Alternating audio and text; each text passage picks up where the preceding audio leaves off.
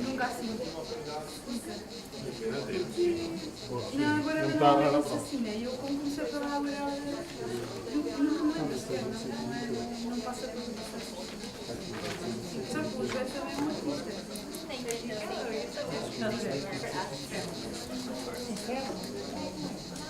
É incrível. O escritório deles Your first time in Second. We did. First time was December 2015 for another Better Relationships, Better Society. fora de horas. A different part of town. Are you ready? Yeah. And we had a lot of flooding, but also the section of the college.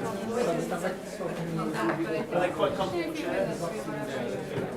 This is, I had a chance to see Lisbon. Last time we had more free time, I was able to walk around with my daughter. Querida, obrigada. Estás gostado?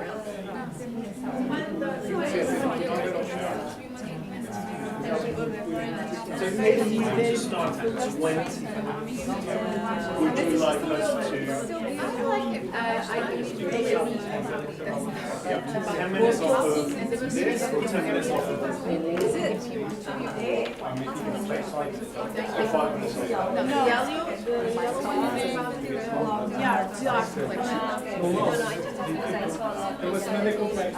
That's about the art collection. And the other one we talked about this the house and this area. Why does that develop after the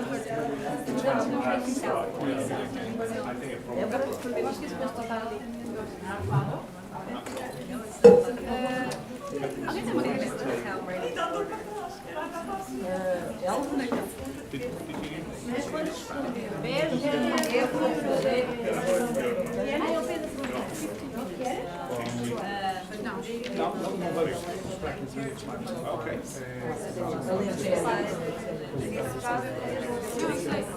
I don't think that we need to do it. I don't know. The opinion is Perhaps on the We started at 20 past. I believe that they are not all there, but when I understand Taxi was saying that they were 15 minutes ago. 15 minutes since now. 4 minutes ago. So 10 minutes. Okay, so Past 20. 25. And we will start. It's not so. It's more encouraging. So this is That's all the beaches are so big. Spotted and very diverse. I like this channel. Very nice panel. The next 15 minutes is for Zen activity. that's how I live my life.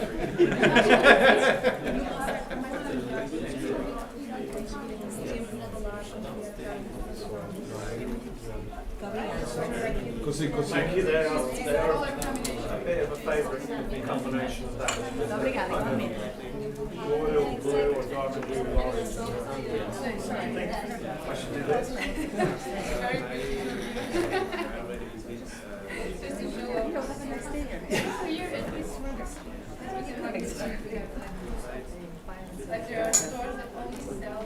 Yeah. That's really sure when I was a kid. It was like Christmas time. When like my mum would give my dad a pair of socks at Christmas time. Honestly, as a kid, I thought it was so adulting was so boring. Like, what? There's so many different things on the wall. Like socks. Like, I never want to be like that one. Love a good pair of socks.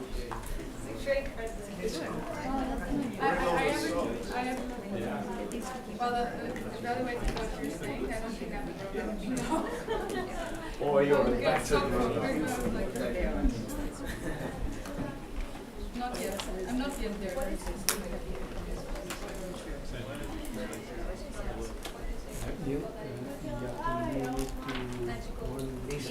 Ah, no. No, it's only in Spanish. Okay, sorry, Spanish. People know they are Yeah. Okay. And where will we broadcast that? in the flag channel. Something happened. Okay. Only to know for people know speaking.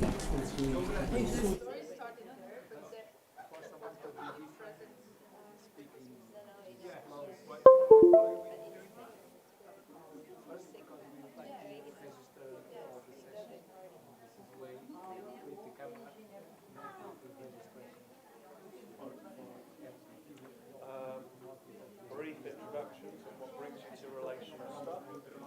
Come back to me, I'm going to talk about schools briefly and their unique position in the relational practices and their struggles with that. How we deal No, I think I've mentioned it. But they did tell me that it works. I just trusted them, Martha. Probably won't work now because it They haven't turned the thing on. That's good though. And then I'm you going can see there exchange. You have slides? Only You have slides. I've just got to introduce a couple of simple models. I asked them. But then I'll talk about that. People can talk about whatever they use to inform their relational practice, and then a couple of questions for the room linked to what they might use or adapt. But talk about whatever you want, because you could talk about models, or you could respond to the models of the or you could respond to your model with the model. we'll have a model of. Model merger. In the world of surprises, and if this was being screened on YouTube, how would we feel about that? I'd want to try and adjust my accent. Okay. Because everyone I know from Bristol is going to say, you're not Portuguese, trying to speak English.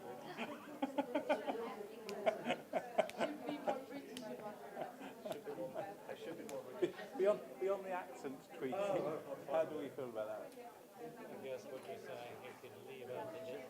We are on YouTube. Well, this is the proposition. Yeah. That's the way.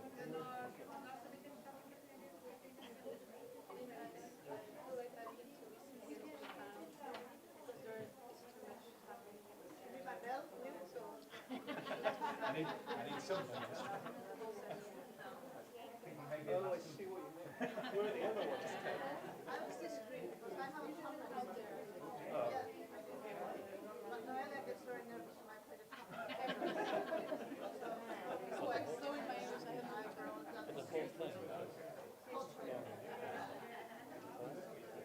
I didn't see Neil ask everyone else. I think he just, I think he became aware of Makes sense. Model of. What did you say, a model mode? Are we happy with our order?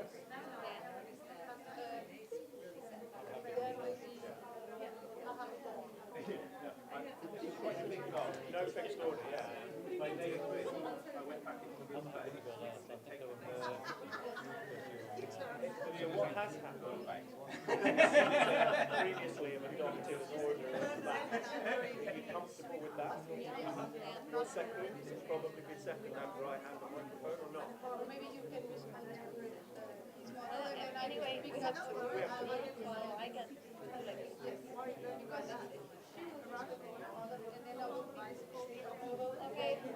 Okay, so when we do the introduction, brief introduction to what brings us here, let's do that. I'll talk about a school and a model. Just be aware that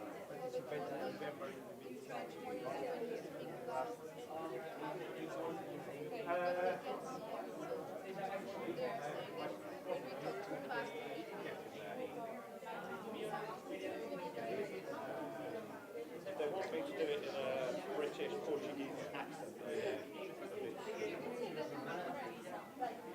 They asked me to do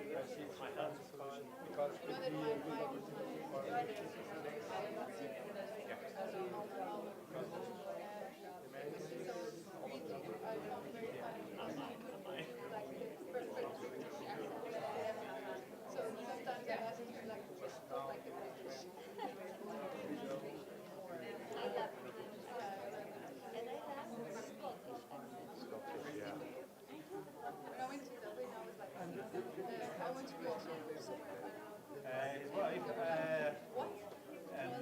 I don't know. She's finished. I went to go.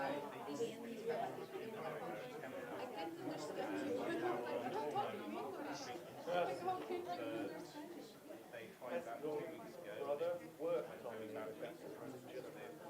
Just this week they're starting.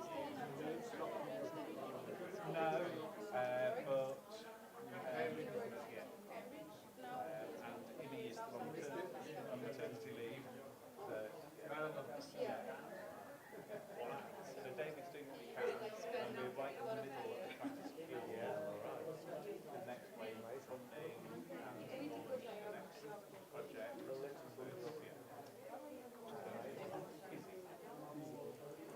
Is it still Bon Dia, or have we now moved?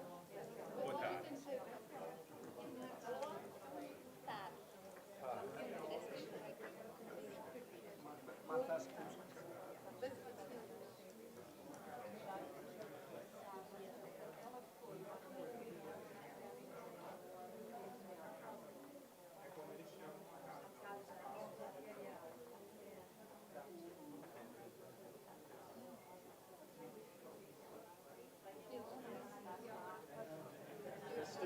There's still quite a few tables to come in.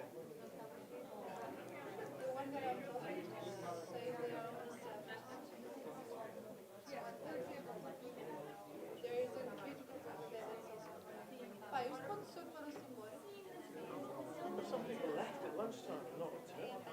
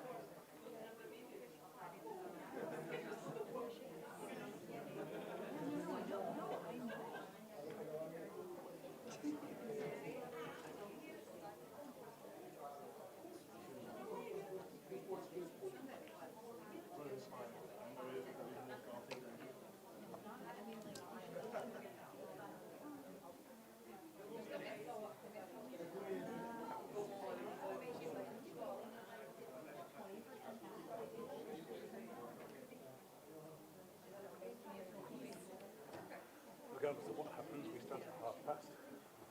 We finished a break at 45. Yep, 45. So you do yours just first.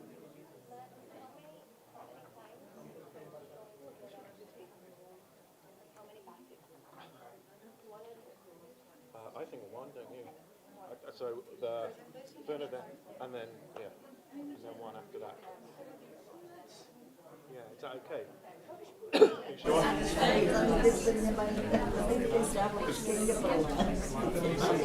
We've got 45 minutes in total, so yeah, probably because of the time.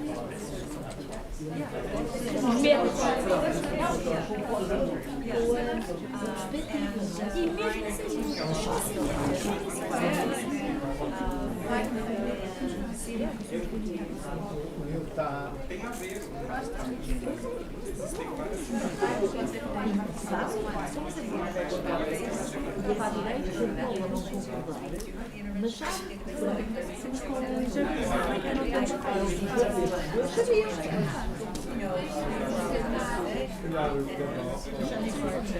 Ai, porque é bem,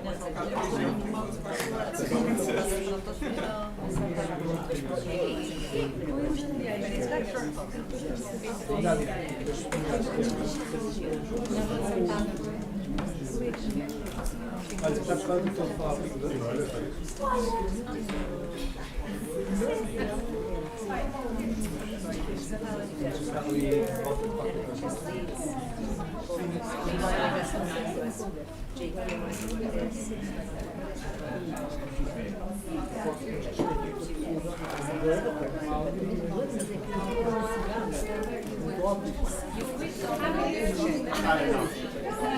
Too tired. It was too much the last few days.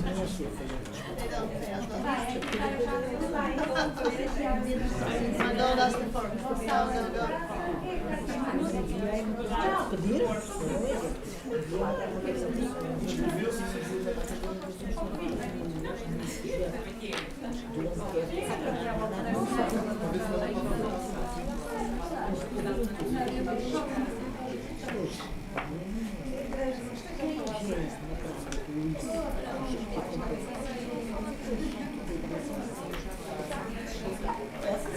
Let's start. Yeah.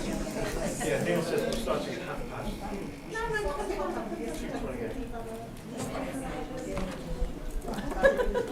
Olha, Emílio, essa conversa não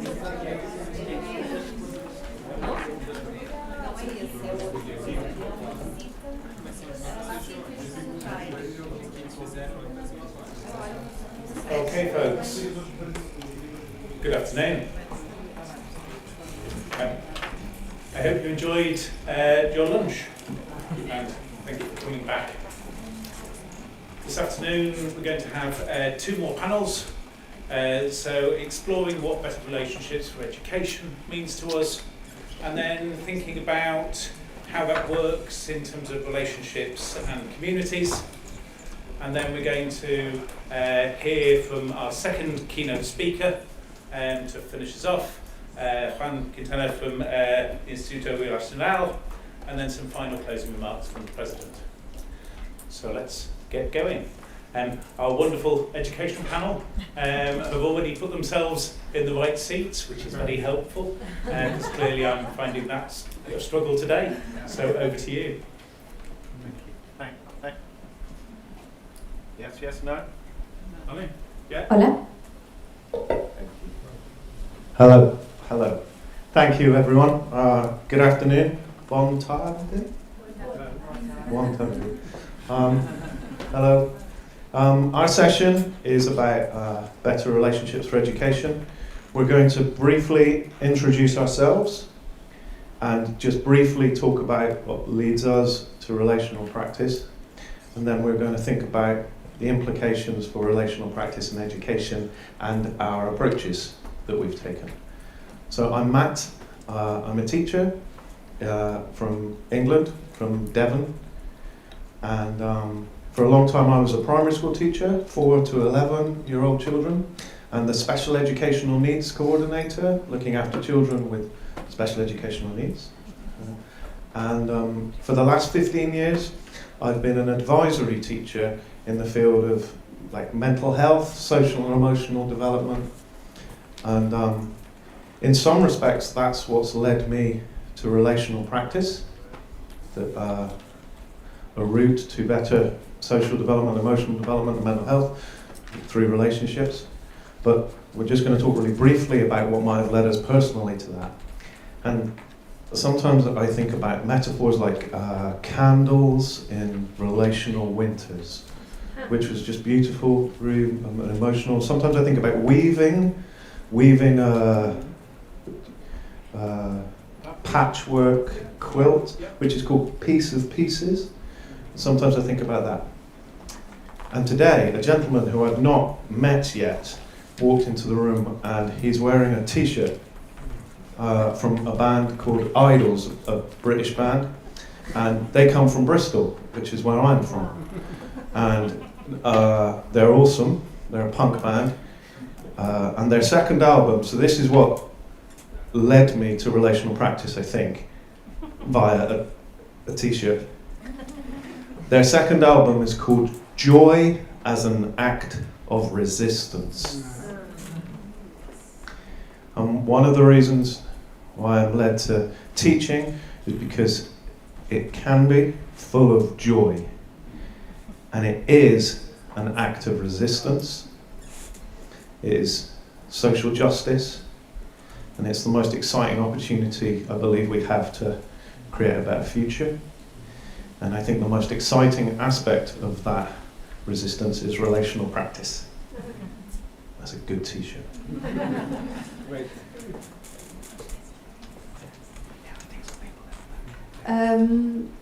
Boa tarde a todos. Good afternoon to all of you.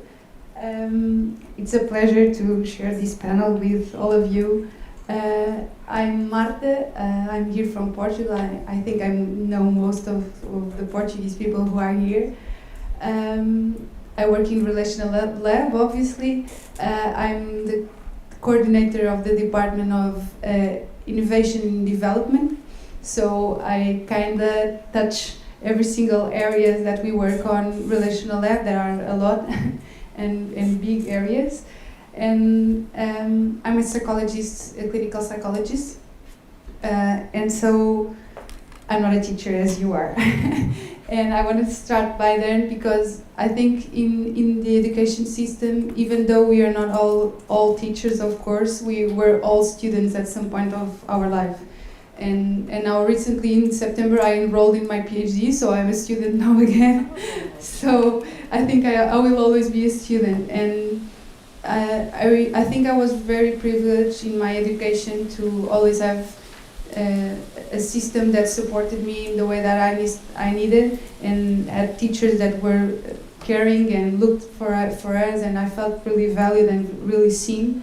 But I acknowledge that during my process and during those years that I went to school, that was not the case for everybody. So, and while working in Relational Lab and having this opportunity to work with schools, especially in Sintra, but also in other places in Portugal, I see the importance of education, and I truly believe there is a system that can change the whole of the system. So I came to Relational Lab with this dream of doing something or having some way to put my hands at work and do something for the world that is very scary right now and polarized and fractured and so on.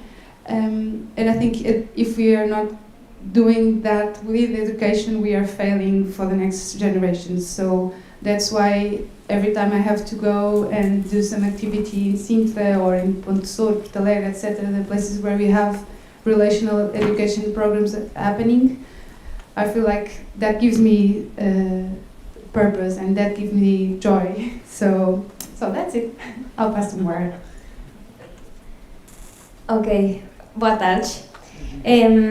My name is Mora del Fresno. I live in Barcelona. I work in Instituto Relacional, carrying out education projects that are great and that are a great excuse to be around schools, which I love learning from. And I think I got into relational education mainly because of many reasons, but now I can think of two.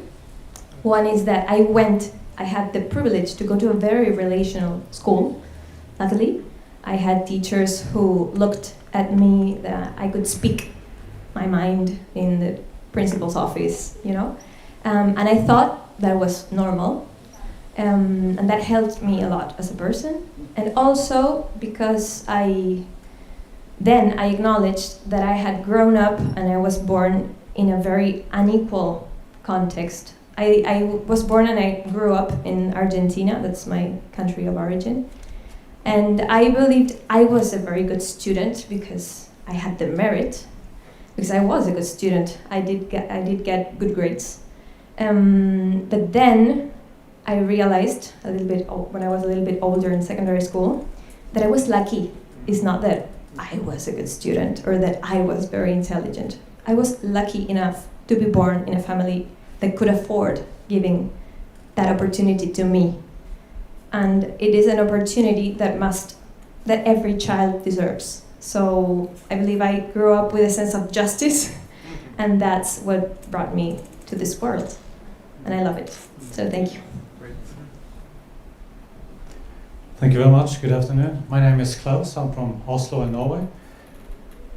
I was almost tempted to answer your question, is there any alternative than going into relations? Because it's really all about relations. I think my interest for relationships started when I was about 10, 12, 13. I was doing a lot of young youth club work. I had an age of 16, 30, a group of 30 youngsters with me to the mountains. And I was wondering, how do we get this group to work? How do we make them safe and striving in order to their development? So when I was done with my high school, there was really two options. Either was study oceans or study psychology. So I went for the last one. So I'm a psychologist. But I feel maybe more into sociology or social anthropology because I'm concerned about the large systems. So I would stop there and add on later on.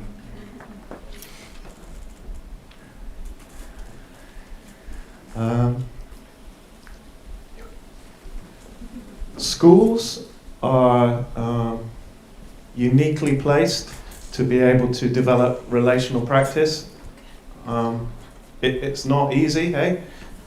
We recognise how hard it is, and the schools that I work with in Devon, in England, recognise the mission that it is, but they also recognise a few other things. Schools are social experiences. There's infinite opportunities for interaction, for connection. They are, they're full of people that care. They're full of people that want things to feel meaningful. And I was a school teacher for a really long time, so I know what I'm about to say is potentially controversial. But what they also have, even though it rarely feels like this, they have time together. A kid arrives in nursery and leaves, or in England a kid arrives in nursery at 3, 4 and leaves school at 16. Time feels against us, and I know that there's so much to fit in. I know the curriculum is unmanageable, but we are together in primary school every single day, and I work lots now in secondary schools, and those teachers talk about the importance of connection and interaction with me. So they are uniquely placed to do this work well. And that was a big pause. And yet, oddly, or controversially,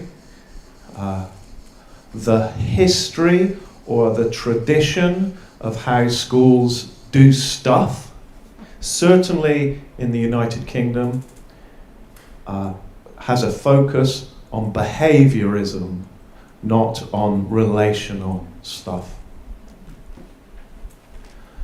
And that is problematic. Behaviorism, reward, sanction, threat, etc., is at best outdated, at best pointless, at best disproportionately affecting the children that were not yourself, Maura, that haven't learned to trust adults, haven't learned to be influenced by adults, haven't learned to regulate it. And so, gosh, I'm aware I'm saying something really challenging. And one of the things that we've done in our work is to attempt to help schools understand that that challenge comes from a really supportive place.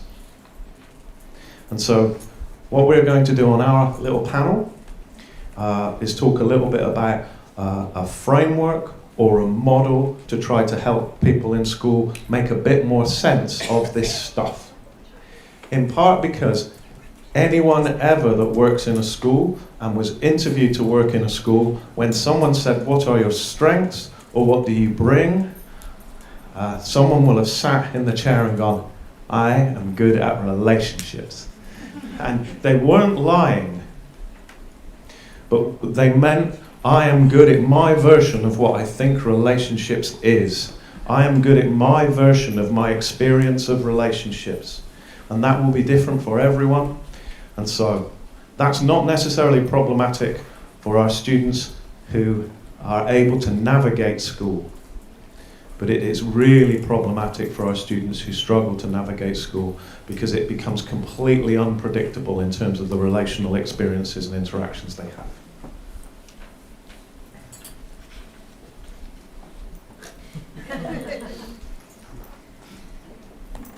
Frameworks are not new in schools. Interestingly, we have frameworks for all types of academic learning. How we're going to teach maths, progression in phonics, what area of rivers we will begin teaching, etc., etc. We're really used to frameworks and curriculums, and when I was teaching in year 5, I knew that if a child was struggling with this area of maths, it was because they didn't understand this area of maths, and there were books about it, and there were frameworks about it, and there were conversations about it. And in relational practice, we were just making it up as we were going along all of the time. And that seems a little bit mad.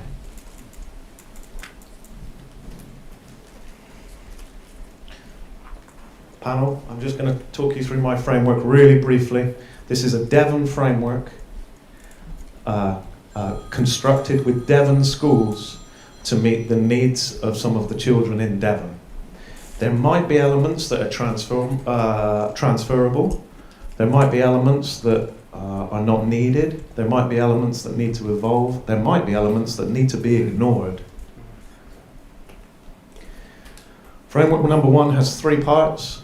It invites schools to consider relationships in terms of the building of a community, relationships in terms of how we respond within our community when things feel wobbly or fizzy or difficult, and how we repair relationships in the aftermath of things going wrong, because they definitely will.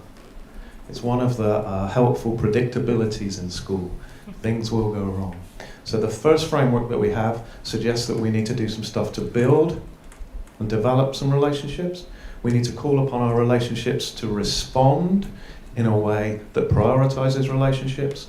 And when things go wrong, we need to use our relational skills to repair relationships. That's it for the first slide bar. One more thing. My work in Devon is mainly for children in care, children who have been adopted or fostered because things haven't worked out for them. And for many of those children, they are unaware that the third part is a feature of secure relationships. So for some of our children, when the second bit happened, things bubbled or fizzed, relationships ended for them. So one of the key points in education is to understand that secure relationships will always have involved doing some of this rebuilding and repairing. Could I have the next slide, or shall I? It saved me pushing this, so thank you. Our model for this is only the second and indeed final model. Our second model, which invites us to consider how to be in relationship. For those people in the room that are not involved in schools, schools are obsessed with doing things. What are we going to do with that kid, that child? What are we going to do with year 5? This is a model to invite adults to consider how to be in relationship. There are 4 parts. The first is about how we enable children to feel safe in our school and in our company. This calls on work around attachment and work in terms of neuroscience around how people make people feel safe. The second part of our model is about developing a sense of belonging and togetherness through the experience of connection. We call upon the work of a psychologist who was called Colwyn Trevarthen.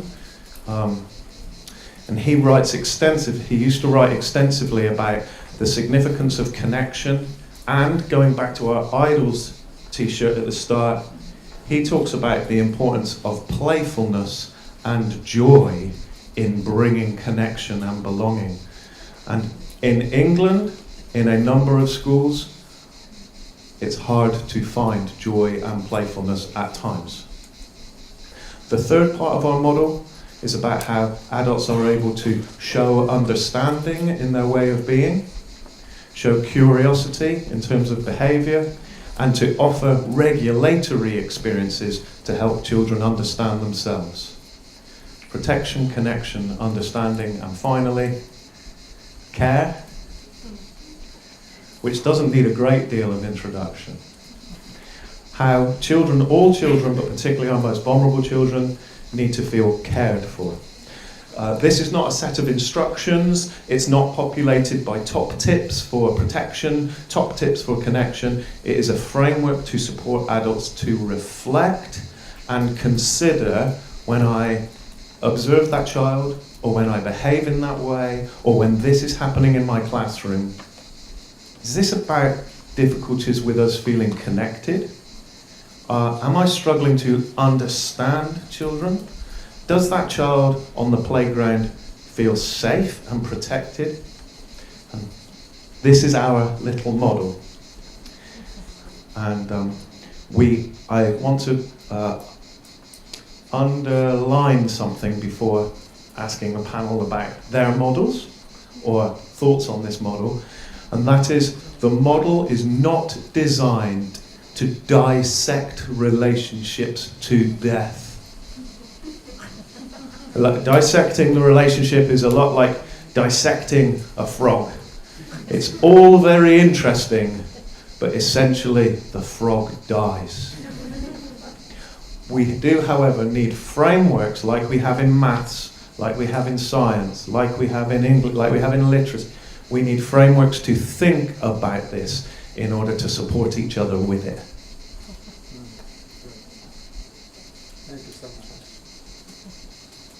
Thank you, Matt. Your model is very interesting, so thank you for sharing.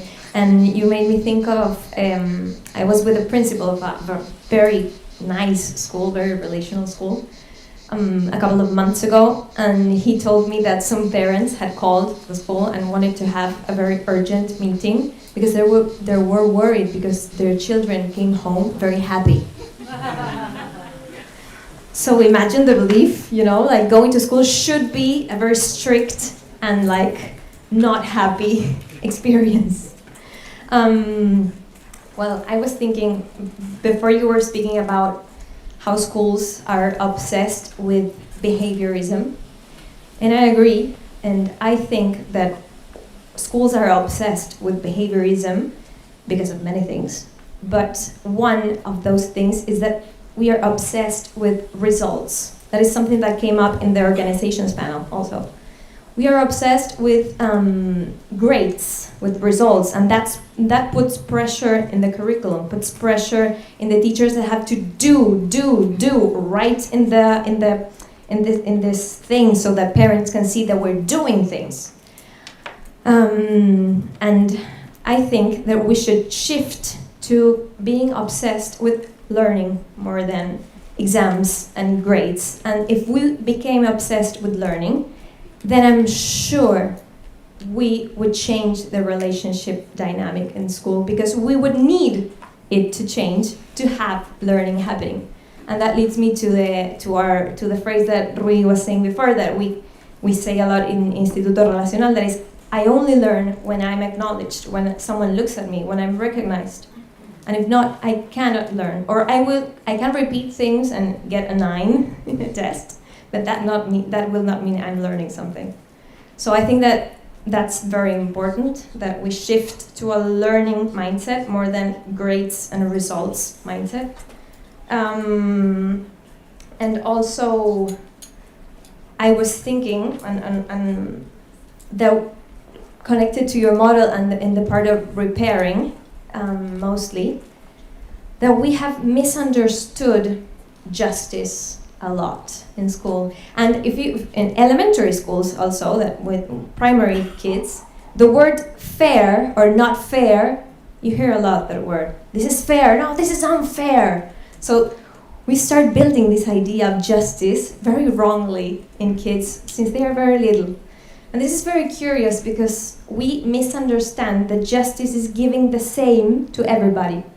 Well, the same with tests, you know, we have the same tests for everybody. It doesn't matter where they come from, what they already know, what they don't know, etc. But it's easier to do that. It's easier to have this fair, not fair, and same for everybody because, well, it's less work for the system, you know, because giving each one different things according to their needs is much more difficult because you have to know who you're addressing. So I find that your model is very interesting in that way. And we at Instituto Relacional, in our model, we have 10 keys, and one of them is that educating, that the relationships in education are like dancing among limits and love. And you cannot do the same with everybody. And also, and last but not least, we also believe that passing or leaving behind protocols, we love protocols. Schools love protocols. We love to know, to predict, you know? Like if A happens, then B. If C, then D. But relationships cannot be protocolized because we don't know. People are so different, so unique. I'm not saying the protocols are wrong. We have to have some, but we cannot base our relationships on protocols only. We have to feel legitimate as teachers or as educators to manage relationships tailor-made, you know, to reach to agreements, and that asks us in the system and schools and everybody in the community to change our mindset in the agency that teachers have, that students have. We can have conversations, we can reach to agreements, and that's much better in terms of quality, in relationships quality, than just following what the protocol says. It's just like this, you know, we cannot keep on like giving the same to everybody, pretending that's fair, because it's not. Even if it's much work, and because education is, well, education, primary, secondary school is compulsory. So we don't have a choice. We have to make it. We have to give the opportunity to every child to learn. It's not their fault if they fail, it's our fault. That's it. I love how Maura speaks with all the passion. And picking up on what you're saying, I repeat that I am not an expert in education. I'm just a observer or a participant observer, I would say like this. And I think much what you're saying is the thing that I've been reflecting upon also. There is this idea of having the students in the center of the education or in the center of the schools. I think we hear this a lot, like you go and visit some school and the principal or whatever, the teachers, say, oh no, here in this school the student is in the center, so we do everything for the students. Well, I believe that they say this with all the heart and they truly believe in this and they want that to happen. But I'm just sharing with you what we have been figuring it out with these years that we have been working in education. So I won't share any model, but I will share my most recent experience with Alexandra, actually, that's seated over there. That is, we are doing the evaluation of this first pilot that was done with Sintra, and I'm very glad to see some of our team in Sintra that is helping us make this happen. And also some schools, so you know what I'm talking about. And what we are seeing is, although the schools have chosen in the beginning of the process, so 2 years ago, the axis where they wanted to work and they wanted to address, and they could choose, like, for instance, the relationship between student and student or student-teacher, or teacher school as organization, or family school. So they could choose two of these, all of these that I said. School community is also one. And most of the schools that we work with in the beginning chose student-student or teacher-student, or we call it educators because it's not only the teachers but all the adults that work in the school. And what we are finding out after these 2 years is that little of the impact went to the students themselves. So most of the challenges and most of the relational difficulties are in adult relationships in schools. And so it was quite surprising in the end of the collection of the data and analyzing the data to see that only like 10 references were made to the relationship between students. So maybe the challenge that we are facing are also in the adult relationship inside of the schools. And there are a lot of reasons to this being an issue or a challenge. I could enter by that, but I won't. I think you can discuss that after. But it led me think, like, are we able to work and to put the student truly in the center of the education system when the relationships between the adults are not healthy, or people don't feel valued, people don't feel recognized on their works, they are tired, they have reasons to be. I'm not saying that they are not reasoned. I think they should be tired, they should be angry with some stuff that's going on, but we need to talk about this also. And this I don't know, maybe they are also forgetting that it is important to relate with one another. It's important to create relationship in between teachers, with psychologists, with social workers, with everyone that is in the school, that is truly a team. But I don't think it's working well as one, or at least the data don't show this kind of relationship going on as well as we would like them. So I end with this idea that by the end of these 2 years, the thing that we listened a lot, it was, if we had to start again in this process, or next year, if we are able to continue this work, we will change the axis that we are working with. So probably we would start with educator, or school teacher, school educator, or even school family. There is a whole topic that is also a lot to work. But I think this is I don't know, pinpointed thing. And I'll pass to Klaus. Thank you very much. Hard to jump after the three of you, but thank you. My profession is not particular within secondary and primary school, but more in higher education, and in particular in executive teaching and executive learning. So what I study is how leadership development can increase relationality within an across system in order to tackle or deal with complexity. And complexity has something to do with high level of interdependency or dependency. I'm very much inspired by RC, and in this role that I'm here today, I'm representing the RC, but I'm also a PhD candidate in my late years, and a psychologist doing consultancy work. I believe that we as individuals and groups and organizations, we develop practices, and these practices are more or less automated. We do what we have done before, sometimes we question them. A study at Harvard a few years ago showed that if the students or managers had the choice between getting either 10 minutes time to reflect or some electrical current, if I pronounce that right, some pain, they chose the latter. More men than women would rather have pain for a few seconds or minutes than actually sit down and reflect.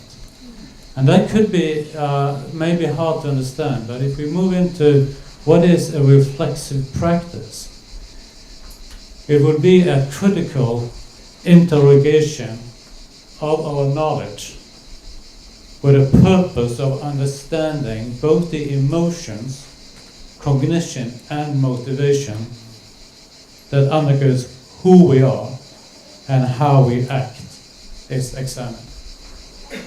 So when listening to you, I was wondering, how can we teach or learn or develop leaders, executive, head of schools, workers, teachers, to continuously reflect on who they are, what they do, and how we act.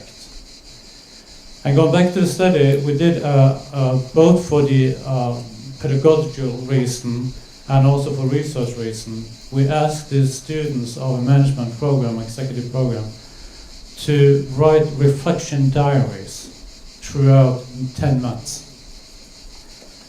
So they wrote the reflection diaries, and they were also sharing the reflection in an action group, reflecting upon reflections. And what it showed after a while was, first, this can be trained.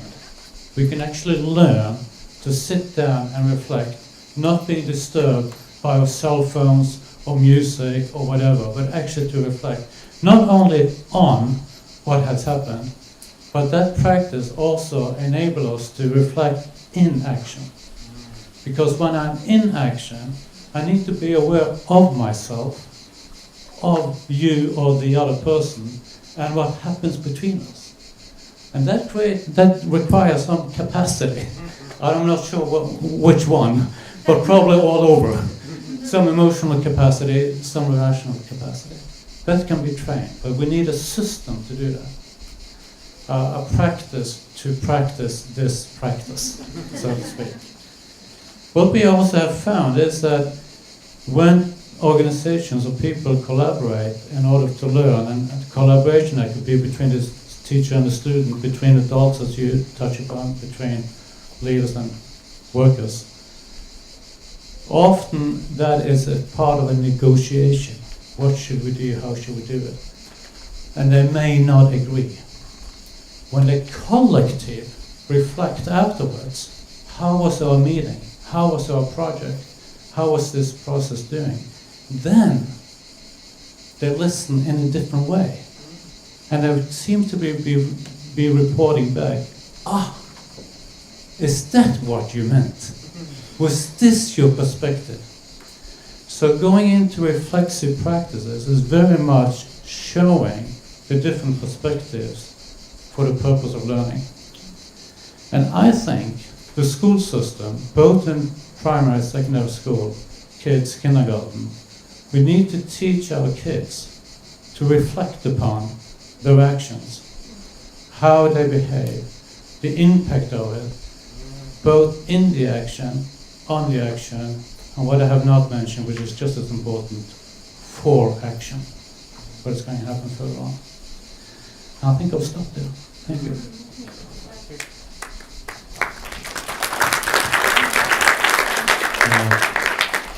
We just want to respond to one thing with Klaus, thinking about, in England at least, the most reflective practitioners, where most conversations are happening, which explore justice, which explore consequences, which explore our actions and their impact on others, is happening with the very, very youngest children in nursery and foundation stage. And then as they get older, they do that less and less and less and less, until they end up running the schools when there's no opportunity to do it whatsoever, and we should actually have electric shocks instead. So there's a little bit, apologies, a little bit of time at your table, and that time is for you, of course, as it was earlier on. If you wanted any guidance on that, I think that different things have been said. One of those things is to do with models and frameworks that might support us in this work. We may have models. How effective are they? Is there tweaking? Is there something within what we've heard about here which is helpful, is one thing. There's a really lovely reflection from Maura around, and I would like to talk about this more, the dancing among limits and love. I think in England we sometimes describe that in a less poetic way. We say, what does authority look like in a relational school? What does authority look like? If you want to be poetic about it, which I recommend, dancing among limits and love. There's a really helpful reflection from Marta around if we neglect adult-to-adult relationships, how can adults bring it to children? And then there's a final reflection from Klaus, which was just awesome. And he said it was something to do with the practice to practice this practice. I mean, lovely. The importance of reflective practice in order to be also reflective in the moment. It's not long, is it, Neil? You have 10, 12 minutes at your table from some reflections, and there are a group of people here that will be very happy if anybody wants to wave. We could come over if at all you thought that was useful. We're going to come back together at 20 past. 20 past for coffee, and then we'll be, yeah. Perfect. I'll sort of do. Thank you.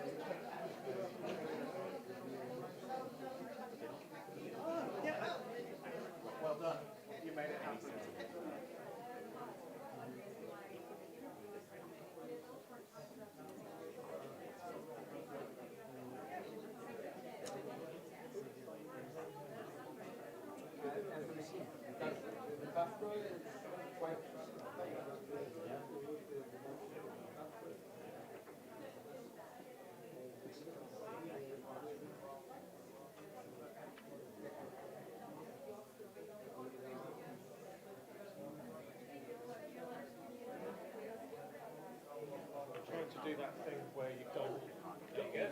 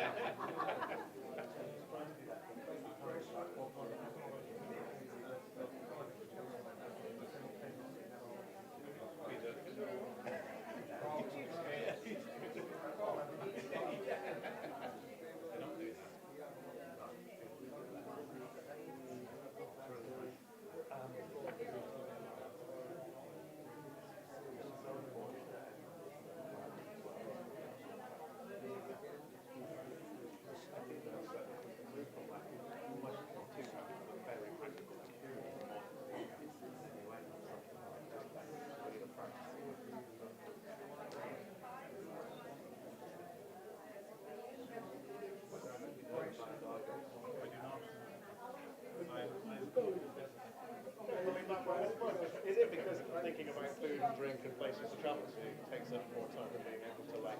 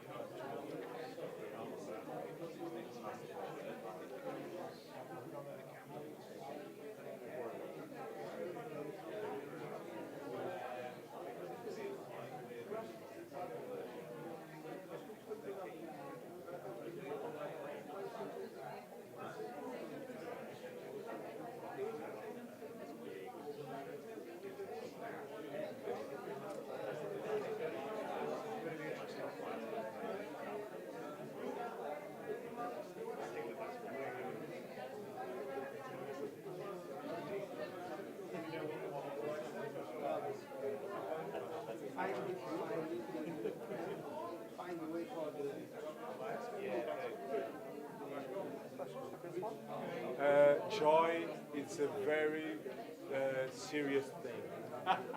Brilliant. It's from a famous like artist, like sculpture.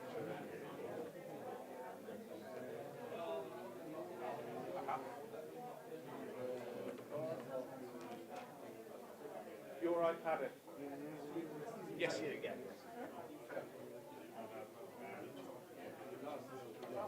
Panel.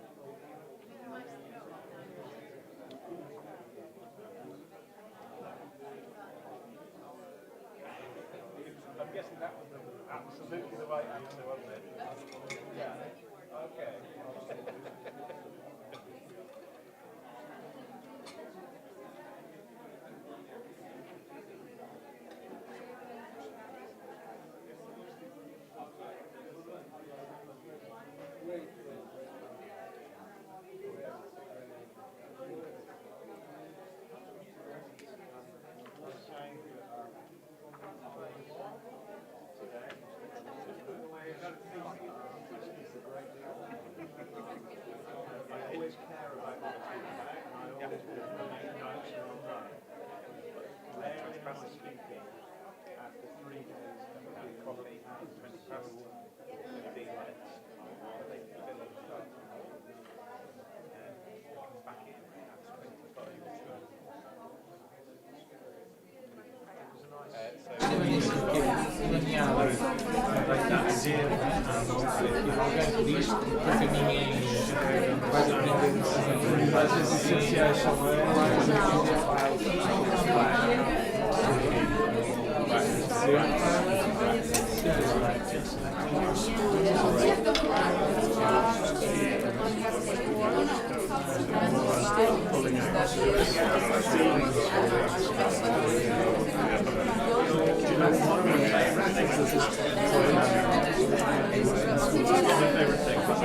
in schools, schools are very behaviourist.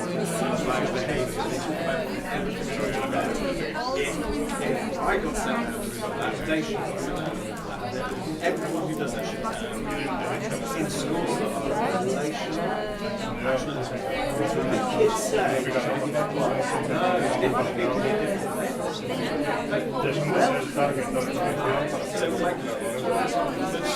like what we are doing is we are teaching. I worry that generation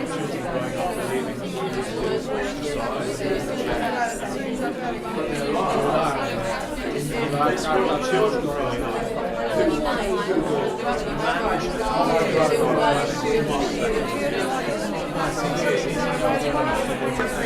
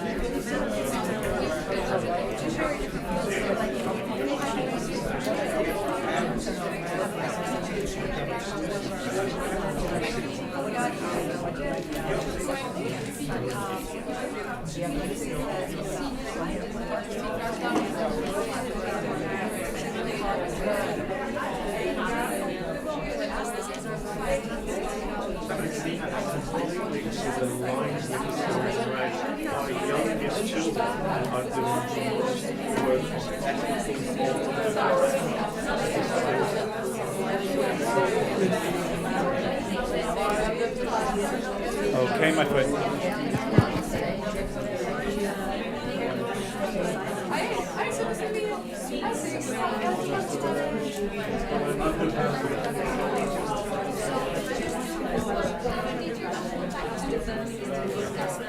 So there's really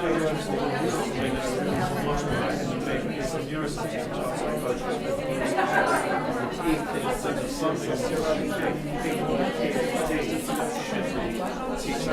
Okay, my friends.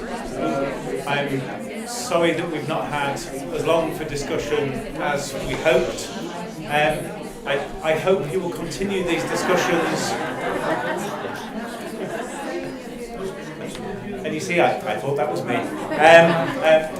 I hope that we continue these discussions over coffee. We have 15 minutes for coffee. Can't stress that long enough. The bell. Yes, no, don't make me get the bell out. So back here at 3:35. One request on your way to coffee. Sorry, folks. On your way to coffee, there was on the wall just out to the left here, and there are some cards that you can just make a comment about how you're feeling, what your reflections on the day are, and tell us anything. My favourite so far that's not on the wall but's up there is joy is a very serious thing. And yeah, I think we should take it seriously. So please put some thoughts on the wall, grab a coffee, grab a snack, come back, join in the conversations again, and we will start at 3:35. Go.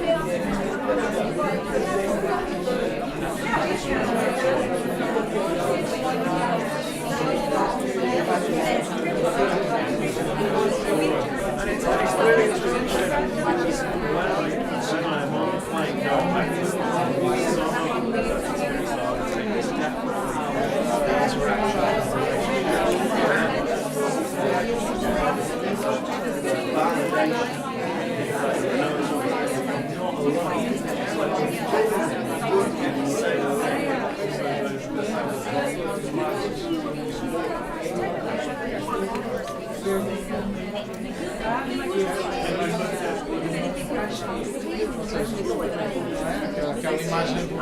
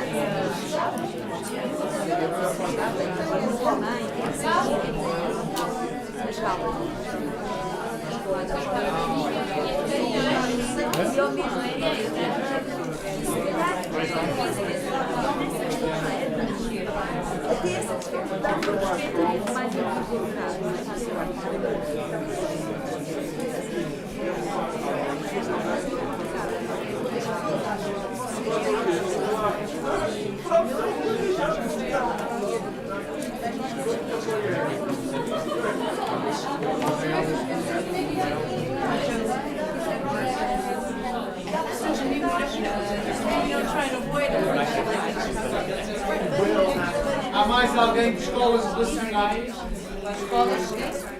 Escolas relacionais ali à foto com os... Não faço.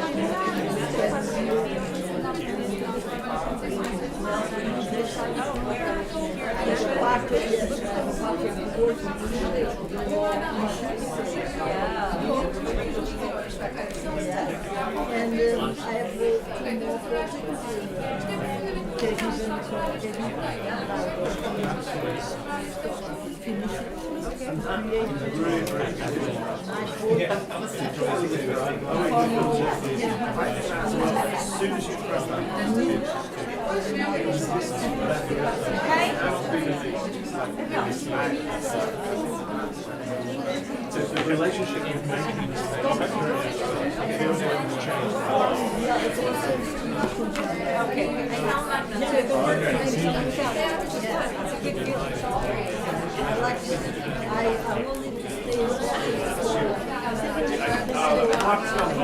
What I'm going to do is whip those two away. I have no time. Sorry.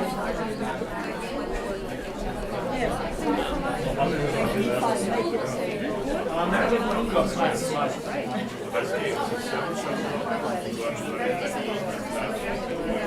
So, we've got little present.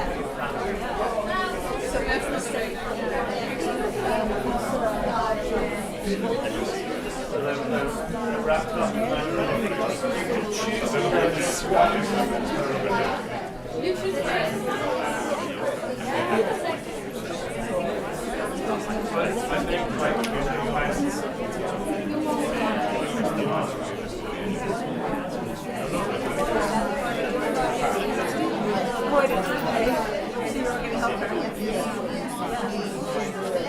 I think saying no.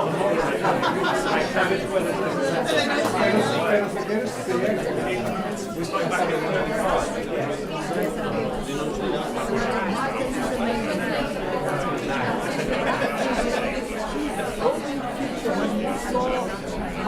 I'm absolutely sorry to interrupt. This is terrible bad practice. You're needed for like 10 seconds. I'm sorry, but that's your team.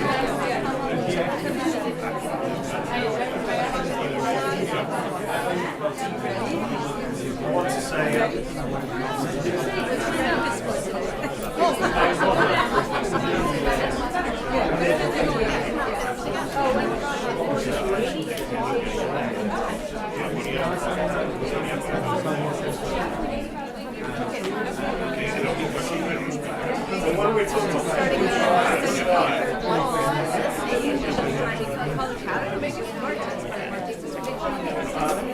I just want to say you're a great man.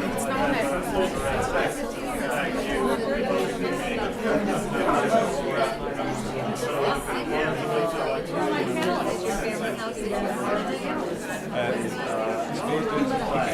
As I know it's popular. Think about what. So please choose your gift. Take it to me.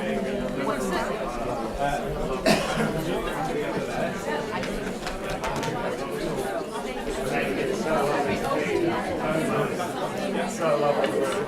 Thank you so much.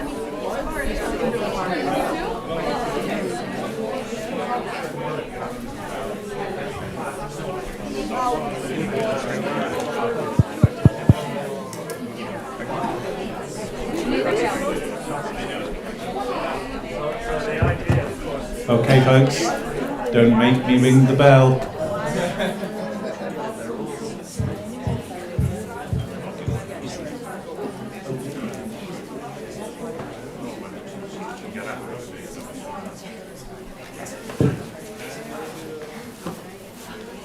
Okay, we're nearly there, but I'm loving the energy in the room.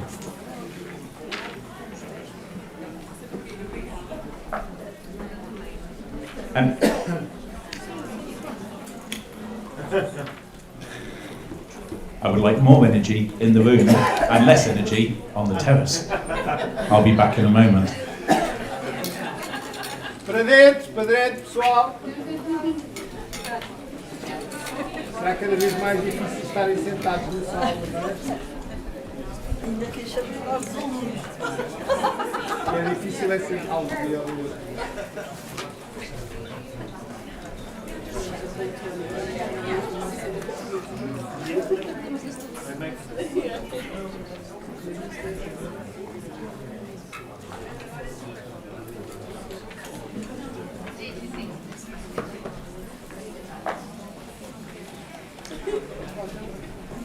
Okay, our final panel this afternoon is talking about better relationships for better communities. And I've been privileged to have a quick chat with the three people we've got with us this afternoon, and I'm excited for you to hear some of the wisdom that I've heard in the last couple of days. I'm going to ask them each a specific question. And when I was talking to Sophia, and the way this is going to go is that you answer the question and just introduce yourself whenever it feels appropriate as you're giving your answer.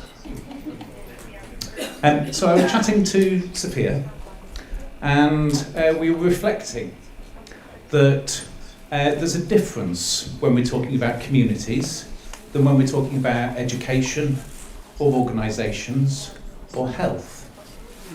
Because if we're looking through the telescope from the position of health or organisations, then we see first our service and our function, and then community, which is a thing out there. Communities understand themselves as whole human people. And when we talk about ourselves, our family, our neighbours, our friends, those within our place, we don't say, oh, well, this bit we're talking about education-y me or health me. We see ourselves as requiring all of these things to lead our best lives. So when I was talking to Sophia, my question really to her was what, in the experience of Relational Lab, works in terms of helping organisations and the people that you work with to connect some of those pieces so that they can see the services, the organisations and health as a connected part, so they can work from the community's perspective. Sophia. Thank you, Neil. Good afternoon, everyone. So I'm Sophia, and I'm part of the Relational Lab team. I think this is enough for you to know me. I think so. So when you look at our work at Relational Lab, I think one can understand that we don't see individual schools, companies, municipalities, any kind of organization as an isolated piece.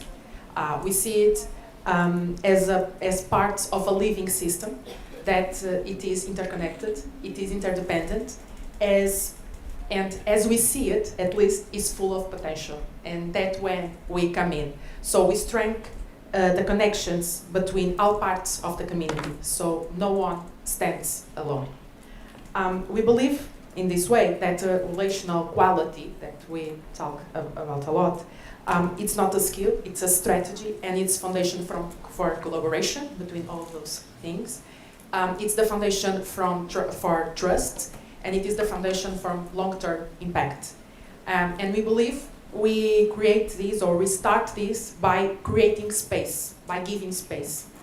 And when we talk about giving space, and related to our previous experiences, I think we can talk about integrated governance in the conceptual level, of course. And because integrated governance is nothing more than creating space. It is bringing people at the same table and intentionally creating, reinforcing, and often generating relationships between individuals, organizations, the necessary stakeholders to face the problems that some community is dealing with. So when we look at integrated governance as a concept, we are talking about breaking down the silos and give shared responsibilities, shared decision making, and also shared power. So integrated governance for us is like the foundation. And then we look at collaboration as the method, as we put it in practice. And that means, and we all talk about this a lot, that means co-creation of solutions. But the reality, when we say this, is that it's not enough, and we don't want that co-creation is just put people at the same table, at the same room, and at the end they say, okay, I create a solution, and we co-create a solution. No, it's the profound sense and this profound understanding that better solutions come from togetherness. They only can be born from togetherness.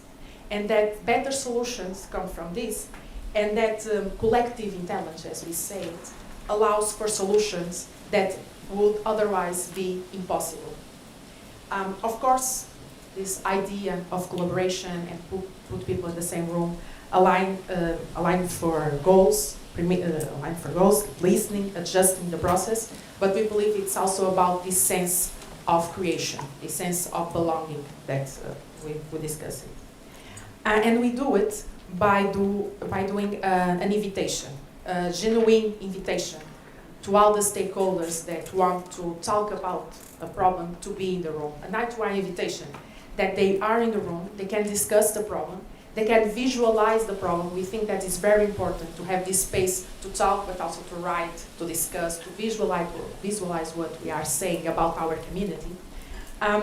And when we say that we want to create a shared understanding of the problem, it's not a definition, it's not to agree on the sentence, it's to have space, time, conditions to be seated with people that we don't know and that otherwise we will not know, and to discuss our community, our problems, visualize, write about it, and then create this shared understanding.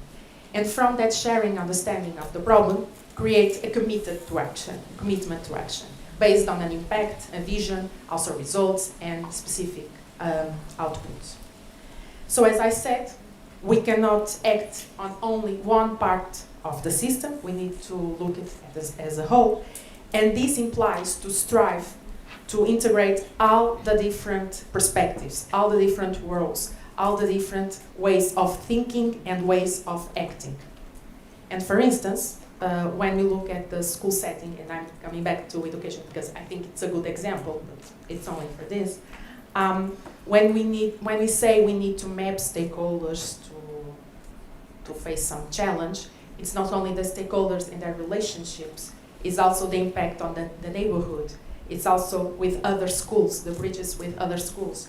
It's also with organizations that may not even be directly involved with education. You know, it's the whole system. And also, when you talk about communities and see the different parts of this community, is also, for instance, in this setting, connecting different schools, one school to another school. This is also community. This is also creating bridges.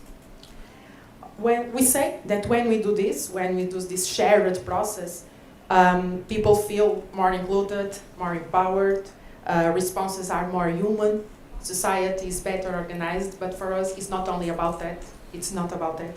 It's about being more resilient, being more caring. It's also about being capable of facing challenge together. So, to conclude, we see it is a virtuous cycle. So we have integrated governance that enables collaboration that builds trust and builds this shared responsibility, and trust strengthens the social fabric of any community. So at Relational Lab, and maybe within this network and the participants in this conference, we believe that communities work to weave that fabric, one connection by connection. And whether it's in the school, city council, social project, whatever, the idea is always to nurture communities, to be connected, cooperative, and brave. Thank you. Thank you.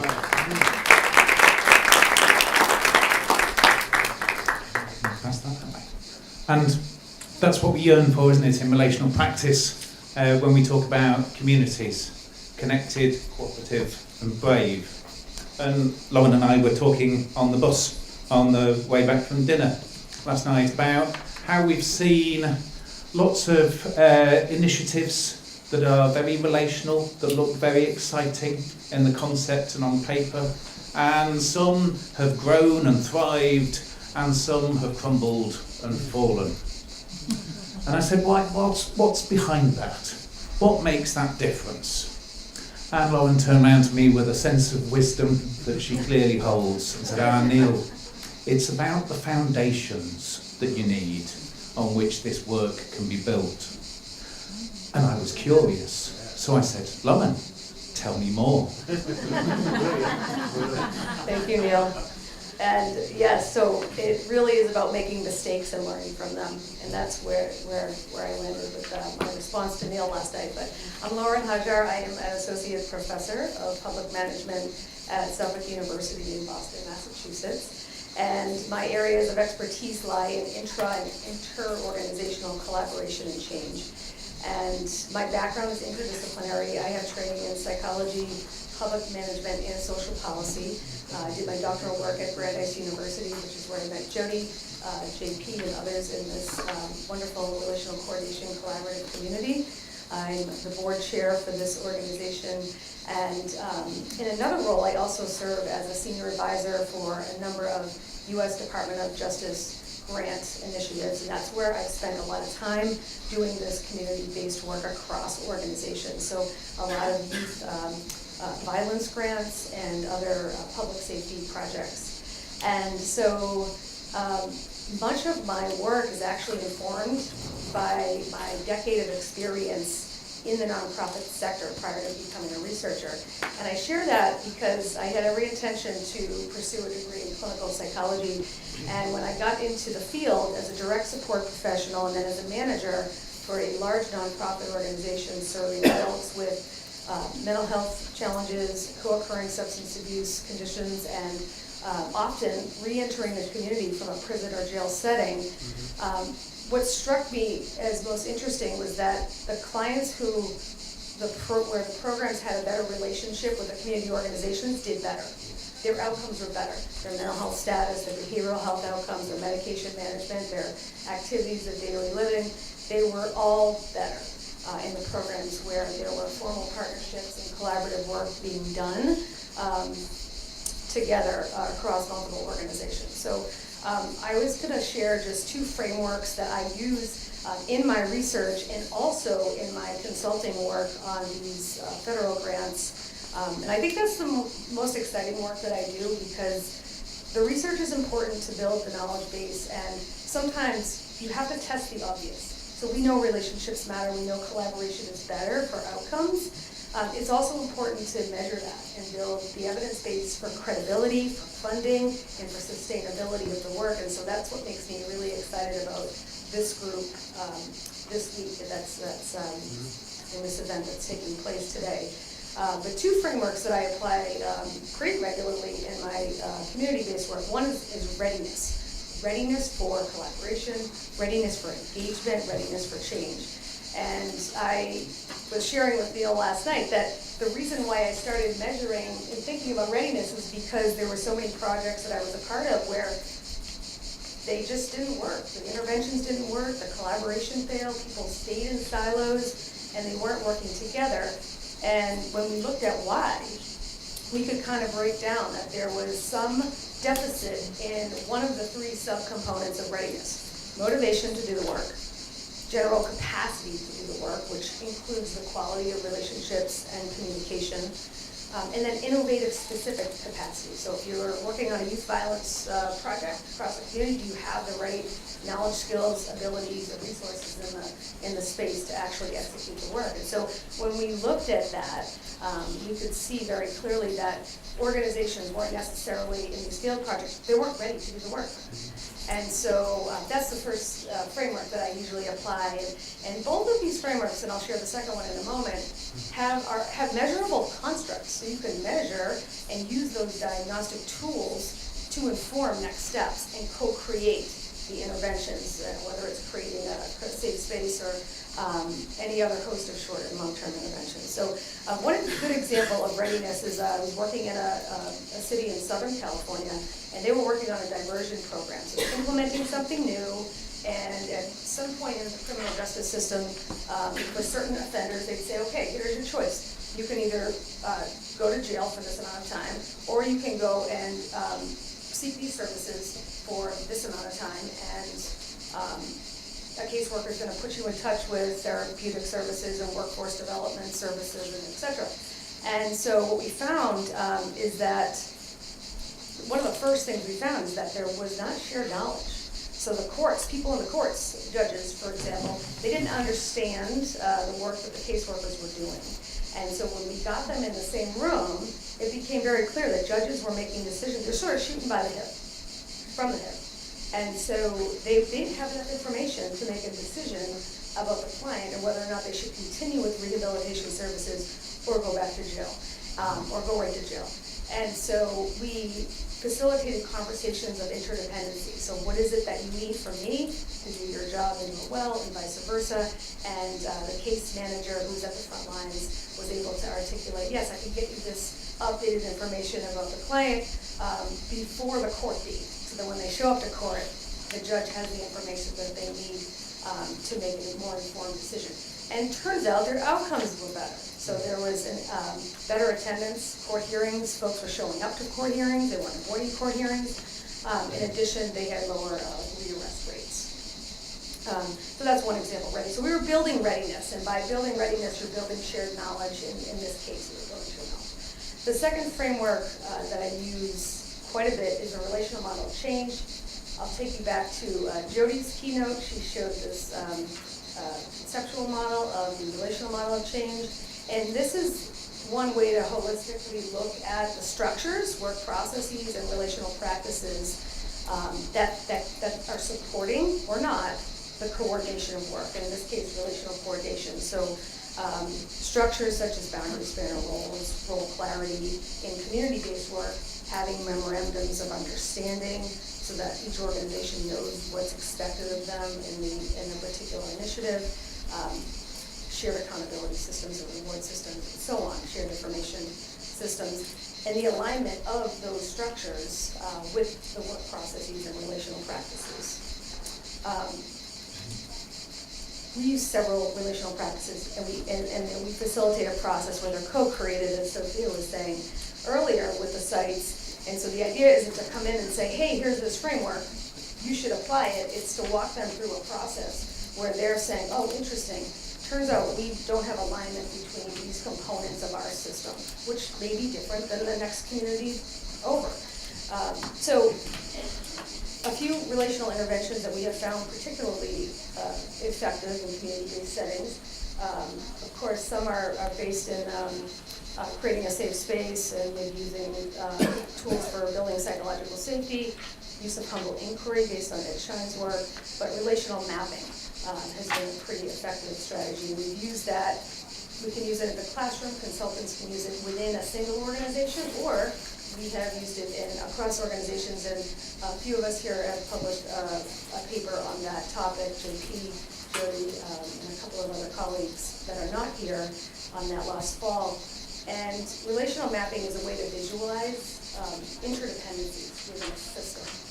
And so we use data from a relational mapping exercise in a city in South Carolina. And there were over 100 participants representing various stakeholder groups in the community. And this was part of the Youth Violence Initiative, and to improve police-community relationships.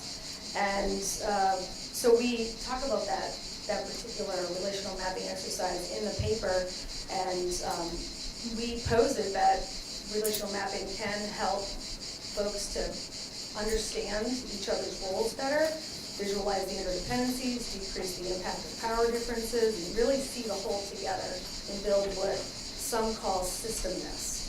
So understanding the relation from the parts to the whole, between the parts and the parts. And so we could share that with you. It's also available online, and we share the tools. And I think that's probably the bread and butter of what we're trying to achieve as academics, is not just to publish papers and in peer-reviewed journals, but to make them accessible to practitioners and provide the tools for change.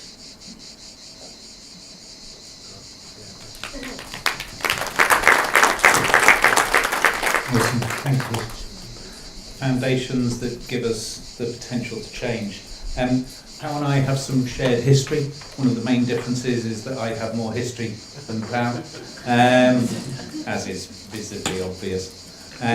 But some of our shared history is that we've both worked with young people that have found themselves caught up in a cycle of violence and being described by their negative behaviours and labelled as destructive. And we were reflecting last night that a lot of that is the fact that so many of our young people can be in a crowd but still feel lonely and isolated, that they can be in a place but not feel a part of a place. So we were talking about the importance of creating belonging, and this man's practice is astonishing. And so for 5 minutes, I'm just curious, Pao, from your perspective and your practice, what brings that sense of belonging and what's the change that enables? Hello, buenas tardes. Thank you, Neil. I'm happy that I look younger. Still. Well, I'm Pau. I'm part of the Instituto Relacional of Barcelona. I'm gonna talk in English, even if it's not my native language. I'm Catalan and Spanish speaker, but so in advance, forgive me if I'm not as fluent as should be, but I'll do my best. I work with the Instituto Relacional de Barcelona, but for the last 8 years I worked in a project of the government of Barcelona in the social service, being a street social educator.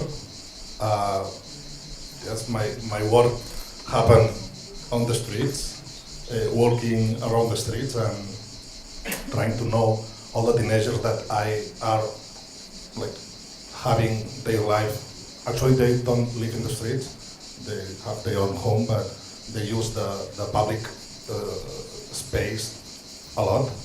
So my job and my work is to know them, to link with them, and to help them.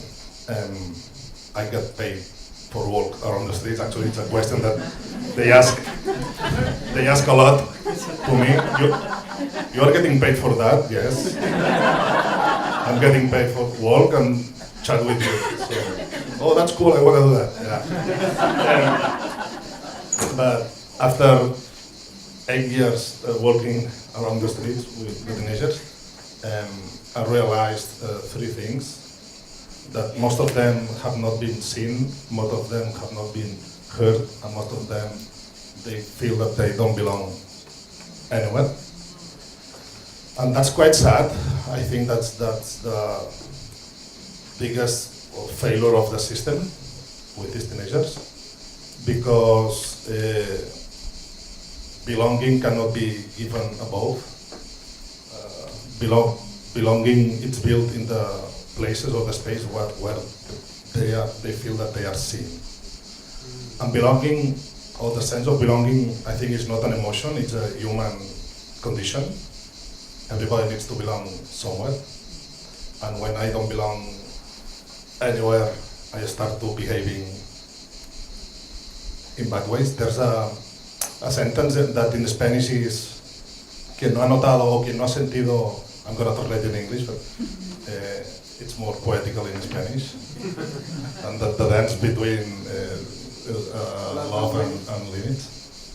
El que no ha sentido el calor de casa la va a quemar para notar el warmness, no? Who didn't feel like the warmth at home, they will burn it to feel the warmness. And that's what all the teenagers that I work with, they did. They burned their life because they want to be seen and they want to be here. And the only way that they know to be seen and they know and being here is making the shit like everywhere. But some notes that I wrote in English so I don't get lost. Yeah, but with these teenagers for a long time that the system have looked through them but without seeing them. Especially the system don't like the teenagers who don't fit in the norms. And the system make them invisible. Actually, when I was in the secondary school, many teachers told me, Pau, go to the back of the class, I don't want to hear you. So that's a way to make the students and the teenagers invisible. You are making a mess here, just go there, I don't want to see you, I don't want to hear you. Sorry for the teachers. I know it's not your way. Yeah. But I think that the key of all of these teenagers, and in Instituto Relacional, our focus of our job and our main tool is the recognition and reconocimiento. For us, without recognition, there's nothing. And without recognition, there is not possible to build an educational link. Many of these teenagers always told us, to the educators, that we like you because you hear me and you don't judge me. That the judging concept, they use it a lot because they feel so judged for the system, for the teachers, for the doctors, for everybody. So that's why they don't feel that they belong to their communities. And the recognition is the first step, because without it, there is no way to them to feel they do belong to the community. Going back to the here thing, also that the street works what showed me that something that the institutions sometimes forgotten is that the listening and hearing is an act of care. And the care is one of the values that we just pick these days when we were working with a mission and values and vision. And listening is an act of care, and listening is making them know that you are there for them. You will be there, and also if they fall, because they are used to fall a lot, and they feel lonely when they fall. So our job as a social educator is being there, unconditional, and making them know that I'm here, I will be here. No matter what you do, we don't judge. Nah, just rob a car, okay, that's bad, but yeah, actually it's a real thing. Sometimes they give me some information that I don't want it. Because if the police come, I will go to the jail, but you will go to the jail, but me too, for hiding information. But yeah, but actually, that's an act of recognition to me that I trust you, and I feel free to give you this information. And I say, okay, you did that, but let's see what we can do just to go to the jail. Also, the co-creation concept that Sophia told, and you also said, I think it's so important because when the people feel that they are seen, they stop being the target of the intervention, and we start co-creating the future together. You are not the target of my intervention. I'm working with you, but you are not the target. Let's gonna co-create this process together. And last but not least, and the slogan of these days, no, better relationships for better communities. And I think a nice community or good community is not where everybody is the same, because we are not the same. It's one where everybody feels seen, valued, and connected, especially those who have been left out. So I think that's the main goal, that we have like a lot of work to do in that way all together. So thank you.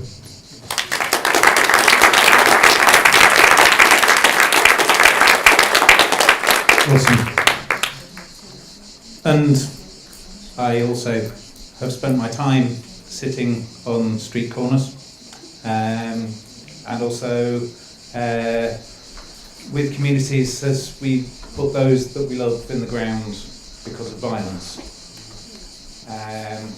And we've touched on it in a few points during today about the strain that our relationships are under, about the consequences that we're starting to see and increasingly are seeing, about the divisions, about the growing amounts of hatred and anger and violence and othering that we're seeing in so many parts of this world.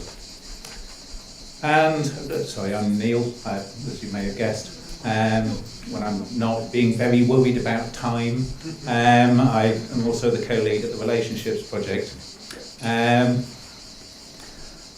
at the Relationships project, we came across a problem last year, because a year ago this week, what started with a horrific murder,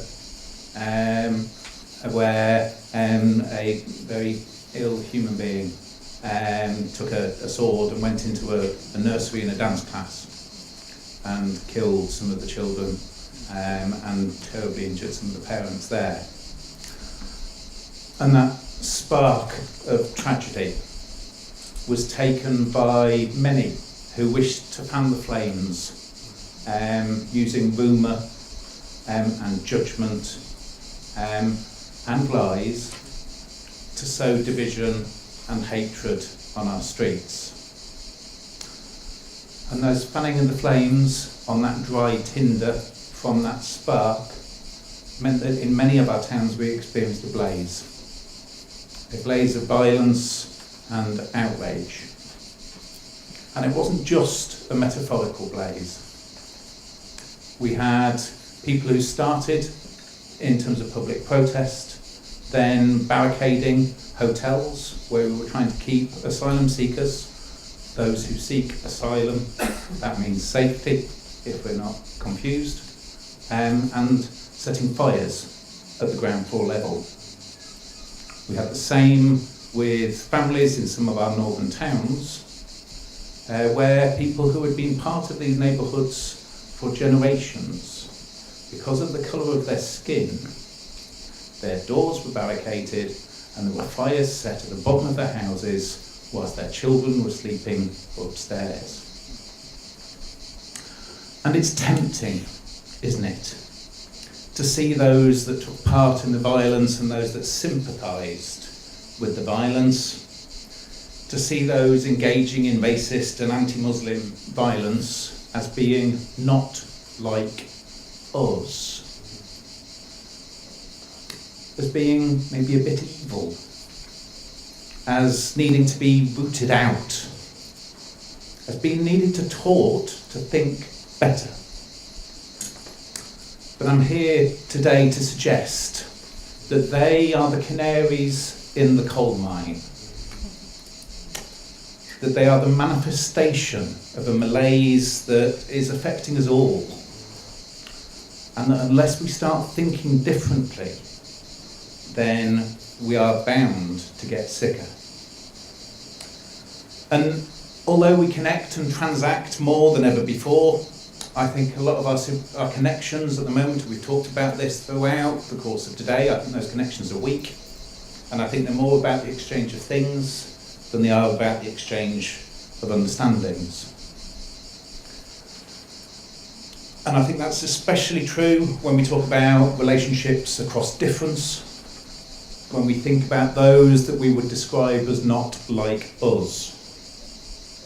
And that's true because when times are tough, it's tempting to see the other not as just different, but as the enemy. And when enemy thinking drives our actions, instead of using the resources we have to build bridges with each other, and we talk a lot about that, we use those resources to start to build walls. And walls are an interesting thing, because we build a wall not thinking it's an act of aggression, we build a wall thinking we're going to protect ourselves, so that we're not the aggressors, that we're simply keeping ourselves to ourselves. But as a mediator for 20 odd years, I would argue quite strongly that a wall is not neutral.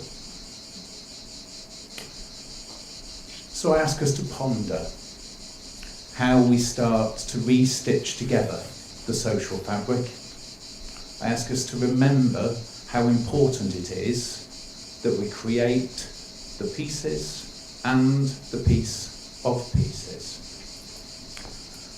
And what am I asking us to think about? Well, I think crucial to this, it can feel too big, it can feel too scary, how do we start?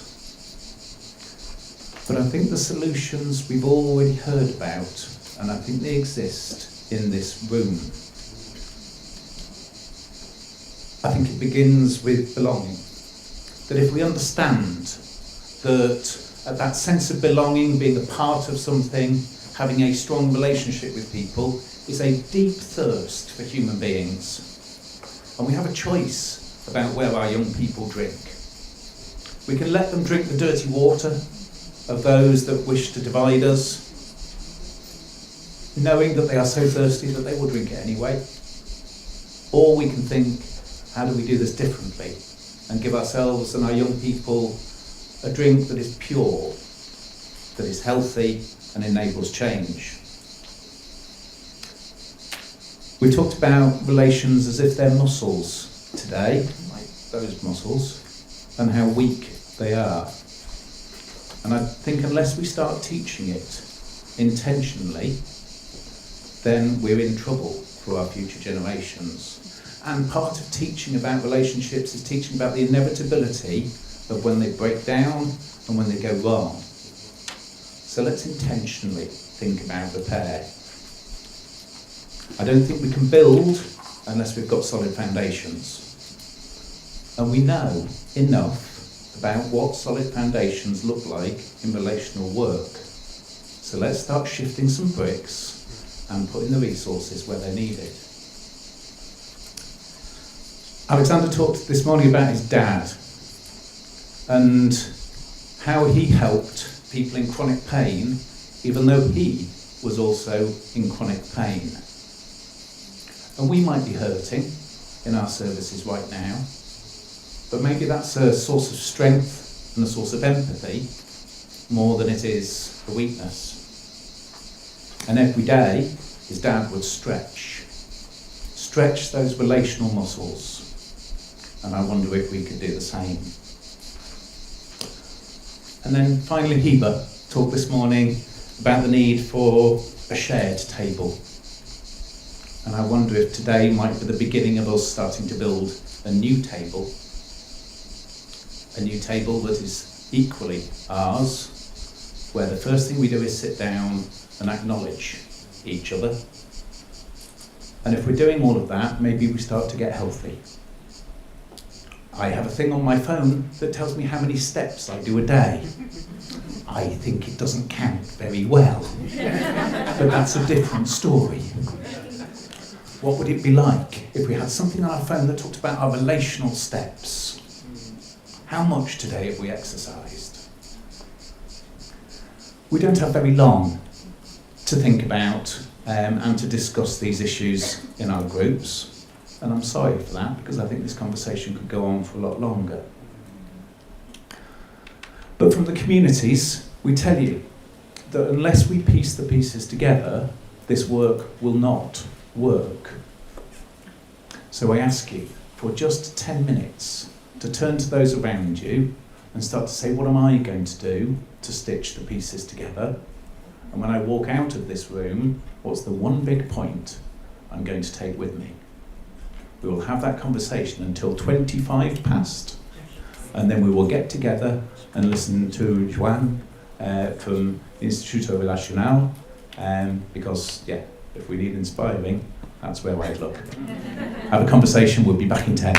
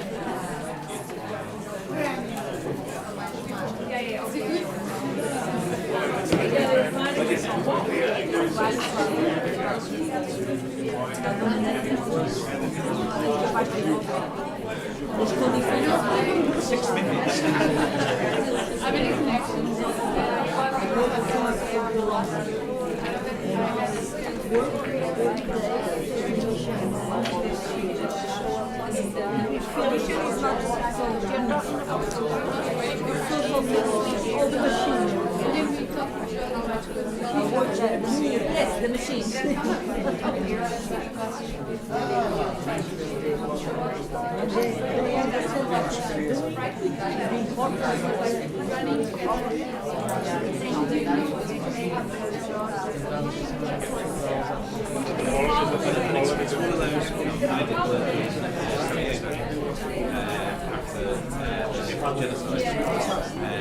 And not immediately after. different, but for the next generation, we are like not so paid.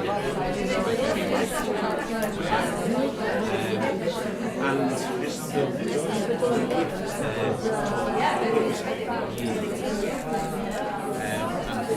what they call my neighbour, my medicine. But even though that didn't happen in huge numbers in the UK, the shift that's in my neighbour might be my enemy. So the government has gone, the violence has stopped. That's great. Anyway, yes, we'll be back.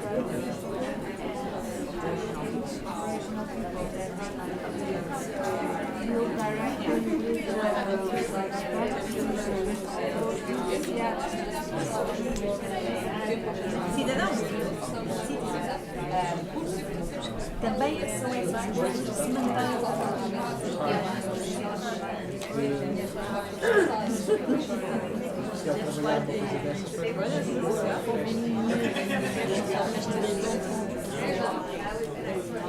and we have many experiences a lot.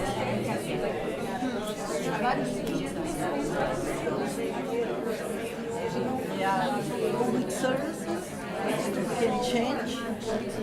At the end of the day, they will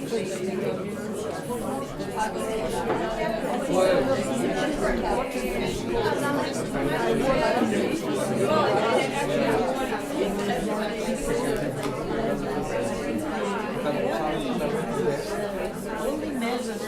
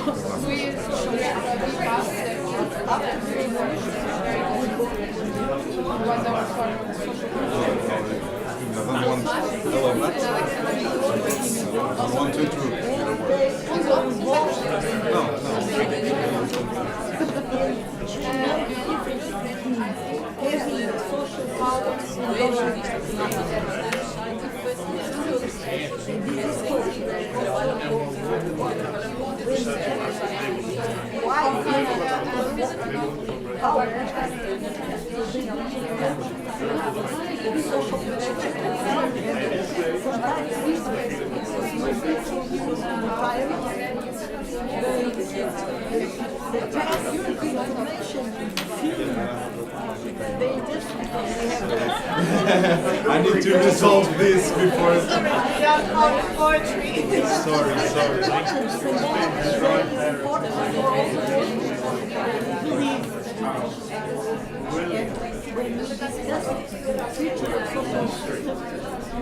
There's a rules exactly in the street.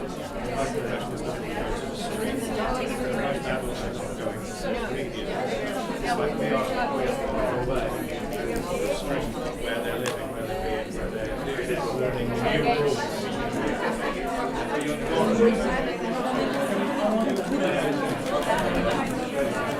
I did what I hope not to. I didn't have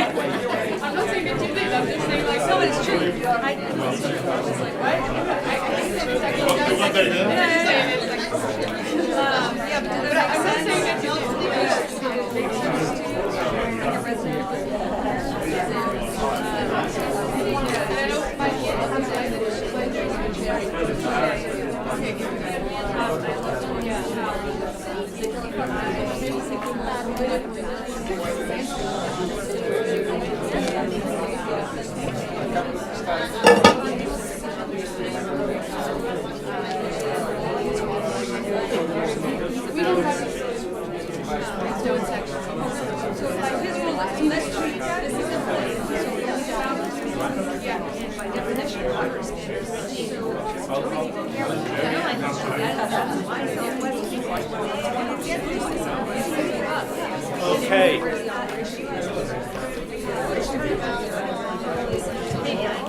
Okay then, folks. Thank you for your conversations. I am sorry to cut them short.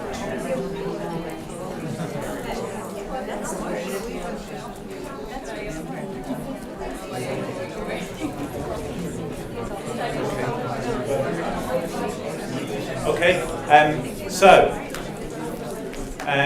practicalities in terms of understanding. We're about to hear from Joan.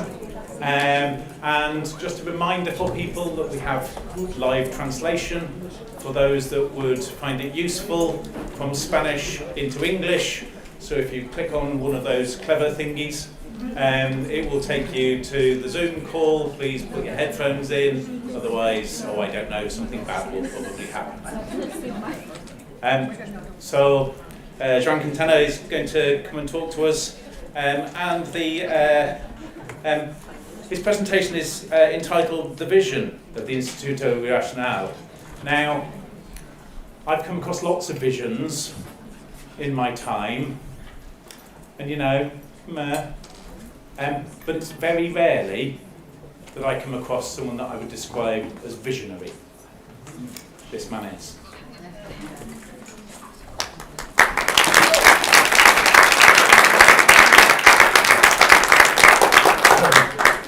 Bueno, Rui, Relational Lab, agradecemos o convite e os esforzos para construir pontes de conocimiento e práctica para que las relações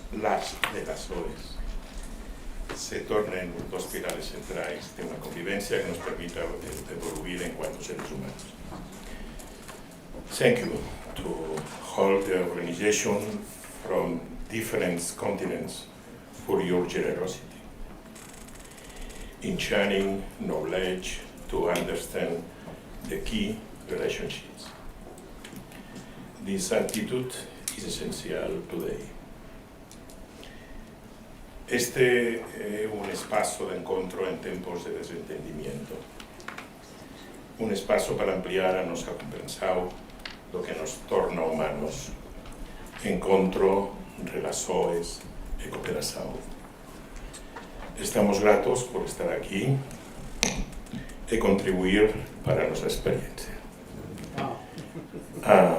Seguiré hablando en castellano, no en catalán, porque no entenderíais, pero seguiré hablando.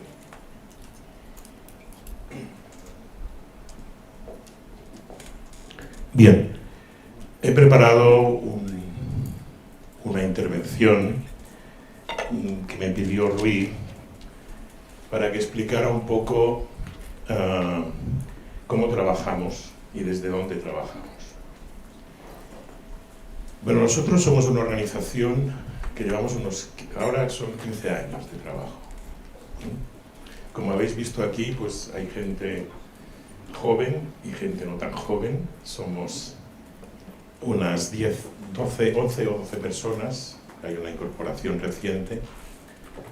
Todos son profesionales que han hecho su carrera y que en su trayectoria han visto que algo se habían olvidado. Y por lo tanto, pues llegan, porque es una organización donde vienen porque quieren. y están porque se sienten bien. Todos son muy distintos, como abogados, psicólogos, hay de todo, de todos los ámbitos. Trabajamos en el campo de la salud, en el campo de las organizaciones, en lo que sería educación y lo que es social comunitario. Aquí habéis visto ejemplos, ¿vale? Primero, gracias por vuestras intervenciones y por las intervenciones de todos, porque realmente habéis dicho muchísimas cosas. De lo que he escuchado durante el día y medio que he estado aquí, me constata algo muy claro, que es que aunque no nos conozcamos tú o yo, hablamos de lo mismo. Aunque seamos de dos continentes distintos, hablamos de lo mismo.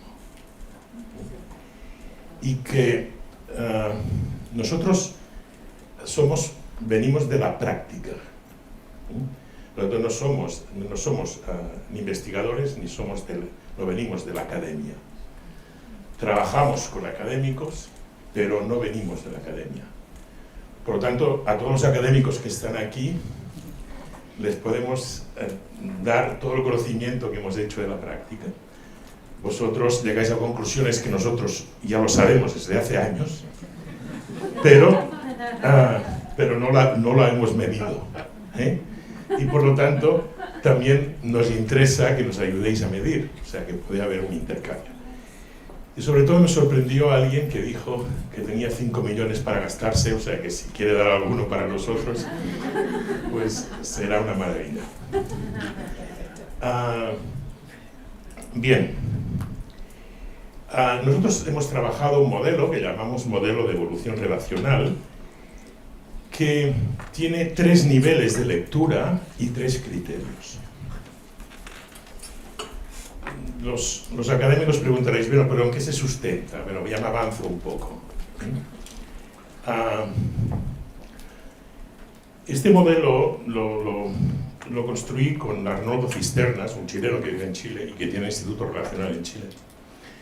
Él vino a hacer la tesis doctoral en Barcelona, en una escuela de negocios, en ESAR Business School, y el día que cogí el avión para venir a Barcelona, el director de tesis se murió. Y yo pues me encontré en el aeropuerto y a partir de ahí pues empezamos a construir, primero a superar el duelo y después a construir toda una teoría sobre el tema de las relaciones. Mi formación, yo vengo de un mundo al principio, empecé estudiando medicina, vengo de un mundo muy clínico y yo me especialicé en intervenciones en crisis en los 5 primeros días de una crisis. Y mi llegada al mundo de las organizaciones, por lo tanto trabajé en psiquiátricos, mi llegada al mundo de organizaciones fue casual. Una doctora que trabajaba conmigo tenía un marido que era ejecutivo. Y me dijo, a ver si los puedes ayudar porque se están matando. Y yo me fui un fin de semana con ellos y acabamos bailando una noche. Y cuando fui a cobrar, me dijeron tanto, me dieron un cheque. Y yo lo miro y me vio la cara de asustado y me dije, ¿está bien? Porque yo pensaba, me había dicho una cantidad antes, pero yo pensaba que era por todo. Y eran americanos y me pagaron por hora. Y yo pensé, ¿esto de las organizaciones tiene algún sentido? Vamos a ver cómo podemos trabajar en esto. Porque realmente es fascinante. O sea, dedicas el 10% de tus neuronas y te pagan 300 veces más. Y entonces, bueno, empecé pues a buscar cómo podía conectar uno con otro, y entonces tuve la oportunidad de trabajar con Václavich en Palo Alto. Él entonces estaba trabajando en las compañías aéreas, en el SAS, o sea, estaban aplicando el modelo de terapia estratégica a la empresa, y a partir de aquí pues empezamos a trabajar y hemos llegado hasta aquí. Bien, como todos habéis hecho una pequeña presentación, pues esta es la mía. Por lo tanto, mi mirada es mucho desde el comportamiento y mucho desde lo esencial. entendiendo que la relación es un encuentro de humanos con un humano con otro humano.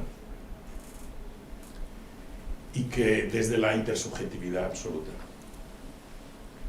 A veces pensamos que nosotros entendemos lo que le pasa al otro, y eso os lo aseguro yo, que es impresionante. Ver a alguien como tú, que no te va a pasar, y que dentro de 5 horas tienes una crisis donde no sabes ni quién eres. Entonces, cuando vives eso, te haces muchísimas preguntas.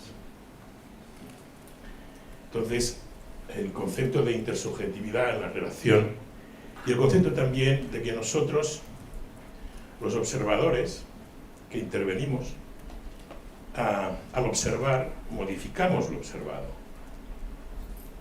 Porque miramos desde nuestros deseos y de nuestros miedos. Y cuando se modifica lo observado modifica el que observa. Y estamos en un ciclo constante. Y por eso cambiamos la palabra transformación por evolución. Porque dijimos, si no sabemos nada, vamos a ser un poco más humildes. Y vamos a ir acompañando y vamos a ir construyendo con el otro hacia donde vamos. Bien, vamos a empezar con los 3 niveles de lectura. El primero, o sea, toda la gente que trabaja en el instituto trabaja con estos 3 niveles de lectura. El primer nivel de lectura, ahora os van a pasar unos papeles porque se lo pedí, porque ya que no utilizaba PowerPoint, a menos que tuvierais unos papeles para seguir lo que estoy explicando en inglés y en portugués. ¿Vale? El primer nivel de lectura para nosotros es la traza. ¿Vale? La traza relacional, que sería el yo, la identidad de la organización. Toda escuela tiene una traza, todo individuo tiene una traza, todo barrio tiene una traza, Lisboa tiene una traza, este edificio tiene una traza. Y esa traza condiciona y todo la arquitectura actual. Condiciona y todo las relaciones que se producen dentro y las que no se producen. Por lo tanto, es importantísimo en un colegio saber la traza del colegio, de la institución, pero también la traza de cada niño que tenemos delante. Y también atreveros a entrar en vuestra propia traza. Porque ¿cuántos maestros son maestros porque reparan algo? Nosotros hemos trabajado muchísimo esto.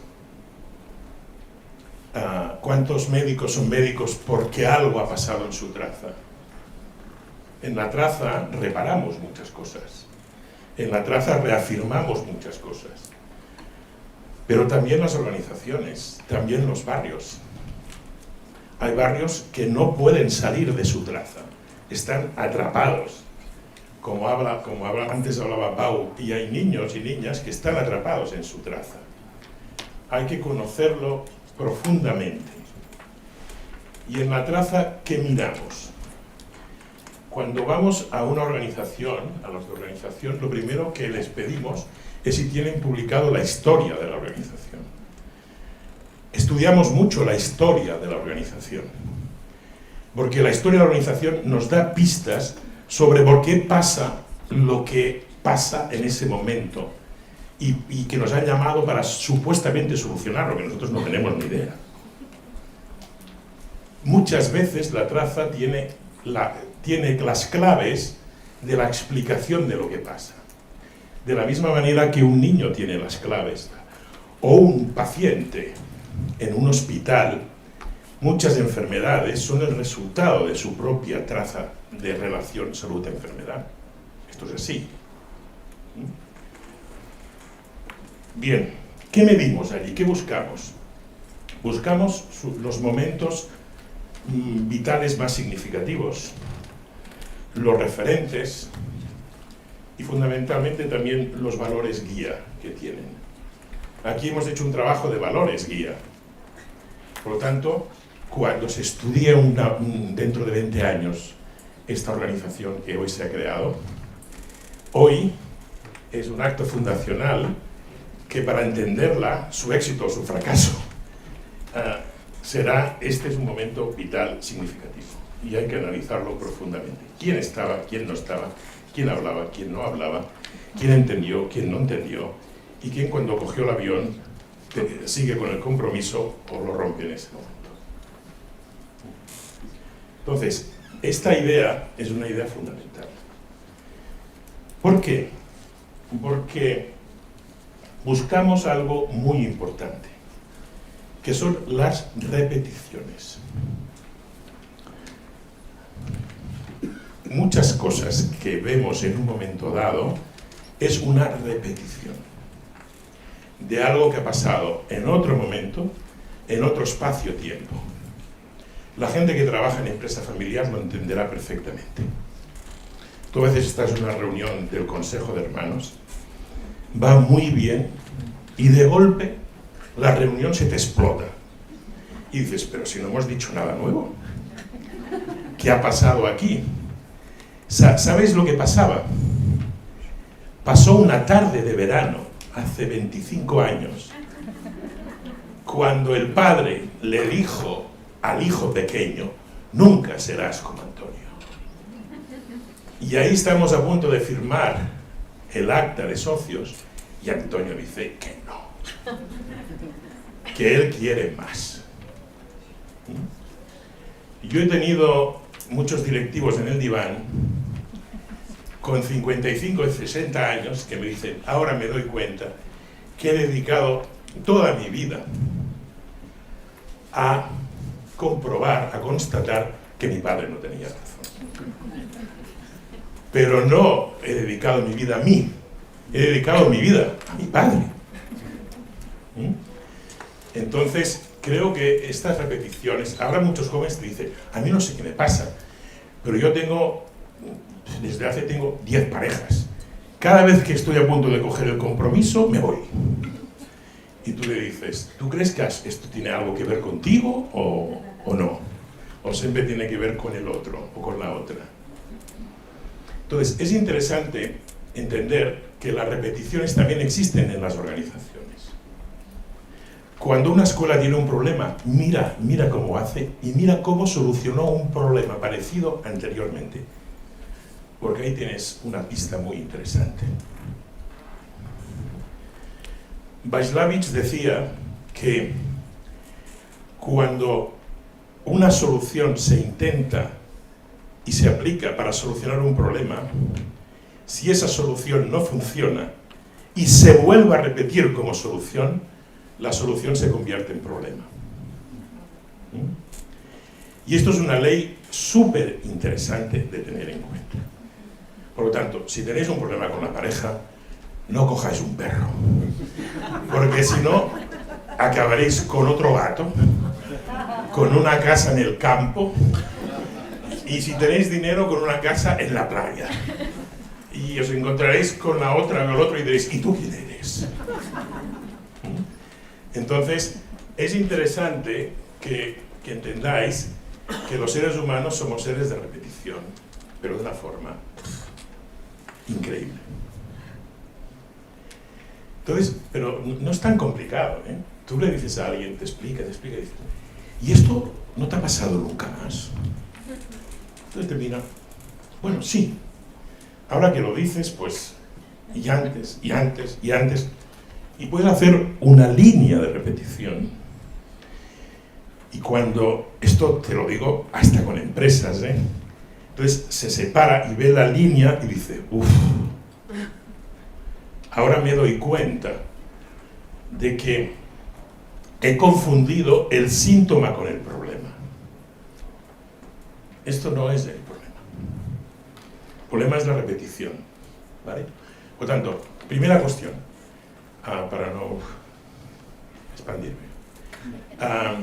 Traza relacional, institucional, tanto sea un hospital. En hospitales son muy importantes hacer esto. Traza momentos vitales, cuándo se construyó, qué pasó, cuándo se amplió, si hay propiedad, ha cambiado la propiedad, si era un hospital religioso y ahora es público, si es privado, de quién es privado, de qué familia, la familia porque hace hospitales, esto hay que saberlo. ¿Qué pasa? Que muchas veces entras allí y dices, esto es igual. Y compramos el cuento del síntoma. Y el síntoma es un cuento.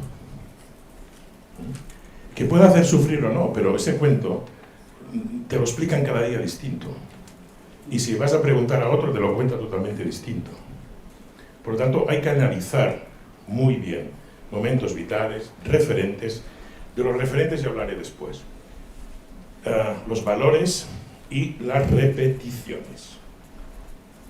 Acabaré este punto con algo más personal, que a nivel personal, o cuando acompañéis médicos, o que he oído aquí, es muy interesante analizar la dinámica relacional básica de esa persona.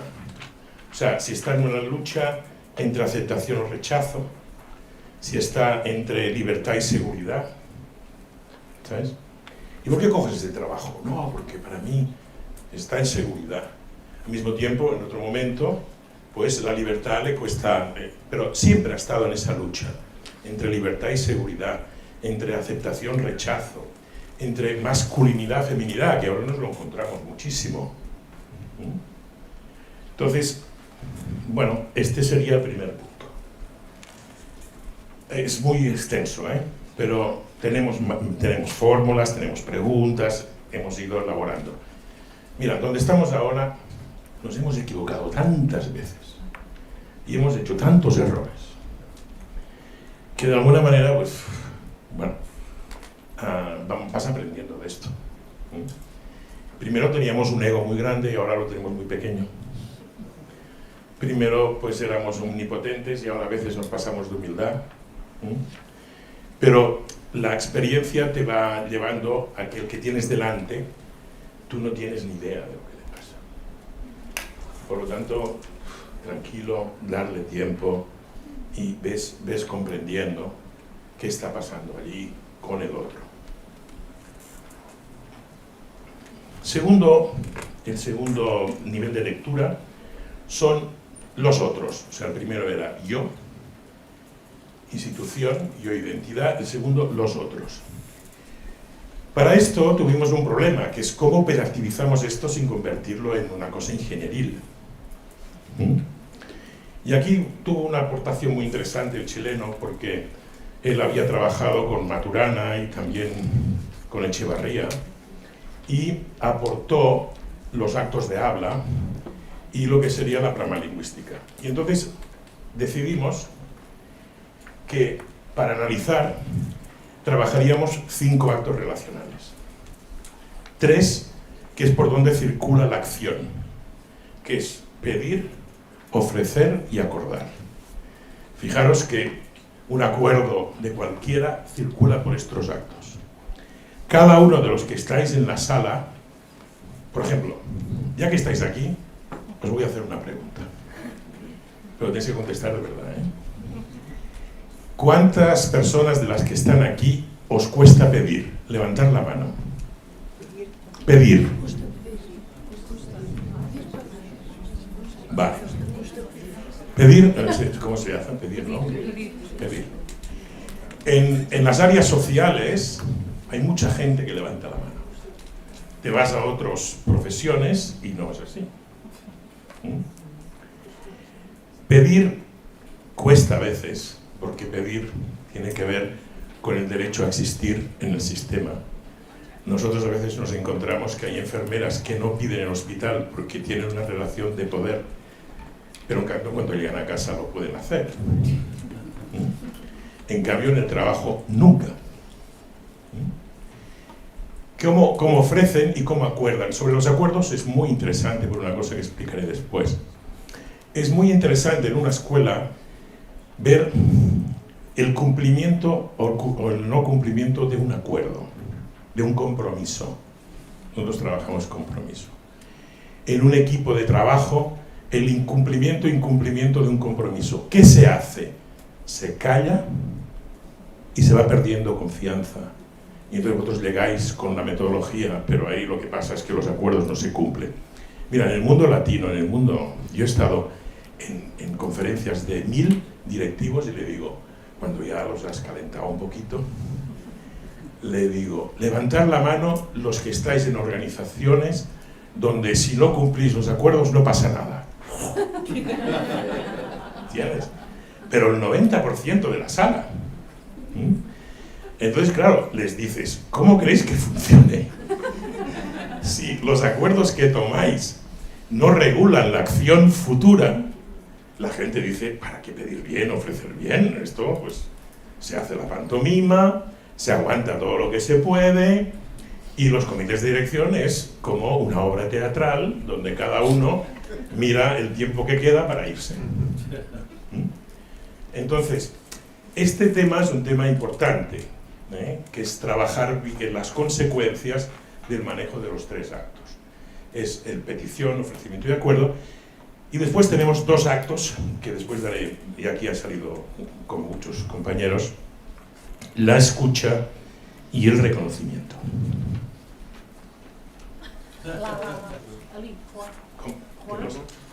Ah, gracias. Digo, se me ha ido. Vale. El acto de reconocer, como ha dicho Pau antes, para nosotros es muy importante. He visto en estos días que la palabra reconocer en muchas culturas significa cosas muy distintas, ¿vale? Y que algunas y todo no existe casi. Después ya seré fino, pero reconocer no tiene nada que ver con decirle a alguien muy bien. Nuestro acto de reconocimiento tiene otro abordaje. Fijaros una cosa. Reconocer es reconocer. Primero es volver a dar valor a algo conocido. ¿De acuerdo? ¿Qué pasa? Que la gente que trabajáis en organizaciones, mucha gente, partimos de una idea que como están en el mismo equipo conocen lo que hace el otro. Mentira. La gente no conoce lo que hace el otro. Por lo tanto, como no conoce lo que hace el otro, no lo puede reconocer. Primero que hay que hacer es conocer. Y por lo tanto, crear dinámicas para que los distintos departamentos, para que las distintas unidades del hospital, para que en una escuela, los de primaria con secundaria, crear mecanismos de conocimiento mutuo. Porque si no, no se puede reconocer, que es dar valor al otro, como primer paso. Después esto se va complicando. Y tercer nivel de lectura es el sistema. O sea, por tanto, yo, otros y el sistema. Para explicar esto, voy a coger una idea de Pau. Mira, Pau diseñó con 2 personas más un programa que se llama Conéctate. Y era para personas, para chavales, que tenían problemas de construir su propia visión, su propia identidad y su propio futuro. Entonces, primer paso, identificaban cuál era su fortaleza singular. Segundo paso, describían un sueño. Y les dábamos el permiso para soñar, porque ellos no tienen ni permiso para existir ni permiso para soñar. Entonces, cuando podían escribir el sueño, hacían un trabajo que a mí me fascinaba, que era, les ponían en el medio con el sueño y les hacían levantar todas las personas que eran necesarias para que su sueño se cumpliera. Porque decían, yo no puedo, yo estoy solo. Yo no tengo a nadie. Imagínate, pues, hacer un taller de motos. Bueno, pues igual tienes que conocer un taller en el barrio. Sí, eso sí. Vale, pues taller en el barrio. Los padres, el otro. Entonces, de golpe se encontraban con una red. Eso tenía 2 efectos. Uno, se levantaba la red y por lo tanto había más posibilidades. Y después, a nosotros nos interesaba mucho que entendieran algo muy claro, que es que la interdependencia, que aquí se habla mucho, no es una opción, es un estado natural. O sea, vosotros, ahora todos los que estáis aquí, hay cantidad de millones y millones de células que están trabajando para que me podáis soportar y para que no os muráis. Estas células están desconectadas. Bueno, de golpe uno tendría una inflamación, el otro tendría un ictus, el otro sería un espectáculo. No tendríamos suficientes ambulancias. ¿Qué quiere decir? Pues que la interdependencia biológica es constante. La humana es exactamente igual. O sea, todos somos uno. Que hay alguien que pueda tener más incidencia puntual en un sistema, sí, bueno, por ejemplo, con un riñón puedes vivir, sin corazón no. Llegamos a la conclusión que el corazón tiene más interdependencia. Pero forzosamente eso no quiere decir jerarquía, sino quiere decir que tenemos que reformular los flujos. ¿Estamos de acuerdo? Vale. Entonces, esta es otra idea. Por lo tanto es yo, el otro y el sistema. No podemos trabajar con una sola mirada. Es absurdo. Los sistémicos trabajan desde el sistema. Los cognitivos conductuales desde los otros. Y los de psicoterapia relacional de orientación dinámica desde el yo. No sé, chicos, o sea, esto no funciona así. Por lo tanto, poneros de acuerdo. Es verdad que esto ha evolucionado y que los dinámicos ya se habla de psicoterapia relacional, que eran los antiguos psicoanalistas. Los otros ya hablan de no sé qué sistémico, y los sistémicos ya hablan de todo, porque ellos en el fondo hablaban de todo. Bien, entonces, esto es importante que entendamos que cualquier aproximación a una mirada de lo relacional, a un niño de la calle, mira el yo. Mira, en oncología en este momento estamos estamos elaborando procesos de acompañamiento personalizado. ¿Por qué? Nos hicieron una pregunta. No fueron primero los oncólogos, era una pregunta sobre el cumplimiento de tratamiento en hipertensión y diabetes tipo 2. Y dijeron, no, la gente no cumple el tratamiento. El tratamiento es perfecto. ¿Por qué no lo cumplen? Yo me acuerdo la respuesta que le dimos, que se quedó como mirando yo le dije, porque el paciente no está en el tratamiento. ¿Cómo que no está? El paciente no está en el tratamiento. O sea, tú has visto una analítica, has cogido una fotocopia, le has dado una fotocopia y le has dicho, si haces esto te curarás. Ven dentro de 3 meses. Con suerte, cuando vuelva a cabo de 3 meses, si en vez de tener ese día 30 pacientes tienes 15, igual lo miras 2 segundos y levantarás la mirada del ordenador y lo miras 2 segundos. ¿Y tú crees que te cumpla el tratamiento? Vamos, si tiene un poco de cerebro, no lo va a cumplir. Porque no has dignificado al paciente. Entonces, es muy importante. Esto se arregla con 4 cosas. O sea, cuando nos hacemos 7 preguntas, el otro tal, y hacen un cumplimiento de tratamiento de forma evolutiva. Y al cabo de 6 meses cumplen el tratamiento perfectamente. Pero ellos están en el tratamiento. Bien, son ejemplos de distintos. Estos serían, por tanto, las 3 miradas. Y ahora, voy bien de tiempo, ¿sí?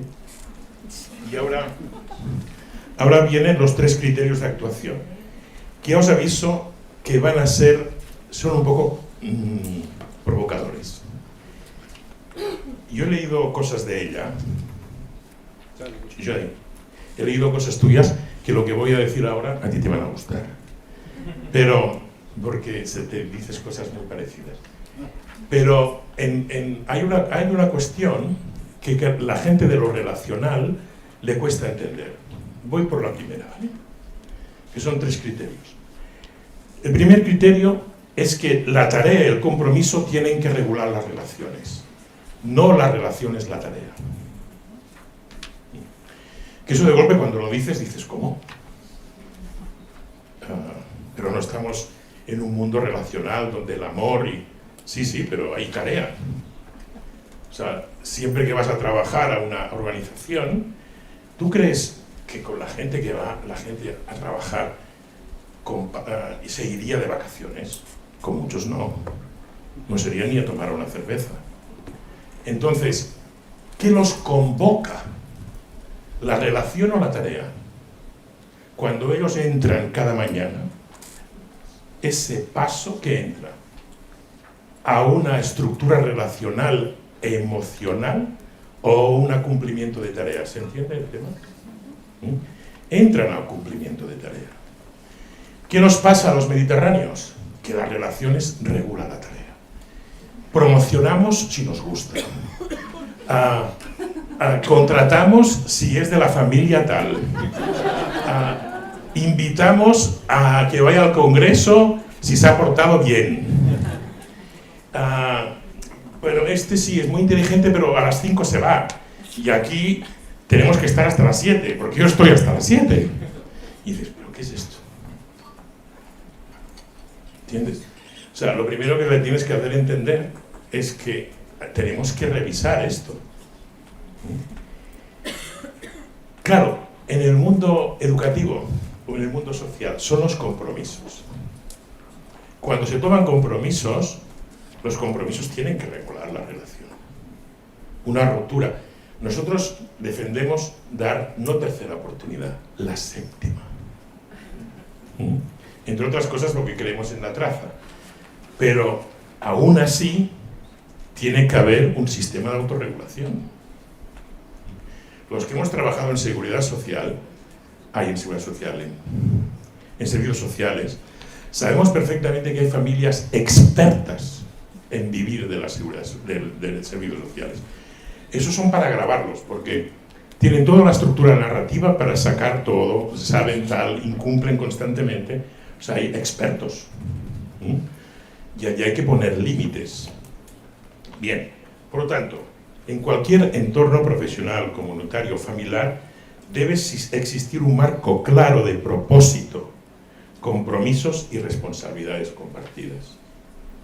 Y esto es importante, porque si no, claro que emerge problemas relacionales, pero es que no hay claridad de lo que tienes que hacer tú y tienes que hacer tú, porque hay dobles funciones, porque hay 3 departamentos que hacen lo mismo, porque hay gente incompetente dirigiendo departamentos y que han llegado allí por ser familia de alguien. ¿Cómo lo vas a solucionar esto? ¿Con psicomagia relacional? No, en absoluto. Tienes que trabajar con articular bien la tarea, ¿vale? La segunda. Esto cuando lo explicamos a ingenieros les encanta, ¿eh? Dicen, vale, ahora sí que escucho esto de lo relacional. Lo segundo es, los procedimientos, sistemas existentes o inexistentes, adecuados, y los compromisos cumplidos o incumplidos impactan en la tarea y en la calidad de las relaciones. Entonces, es lo mismo, pero no solamente la tarea específica, sino los procedimientos. Es que os llamamos porque hay 2 departamentos que no se comunican. Y claro, entonces dices, bueno, a ver, ¿dónde estás? Uno está a 10 kilómetros y el otro a 15, entre los 2 directores no se hablan. Entonces dices, ¿qué me estás diciendo? ¿Entiendes? ¿Qué quieres que haga? Que hagamos una intervención psicológica a los 2 directivos. Es una pérdida de tiempo.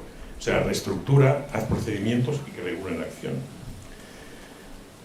La génesis de los conflictos supuestamente relacionados pueden estar asociados a los protocolos que no se cumplen. Mira, nosotros tenemos os voy a poner 2 ejemplos. La moda de lo agile, ¿vale?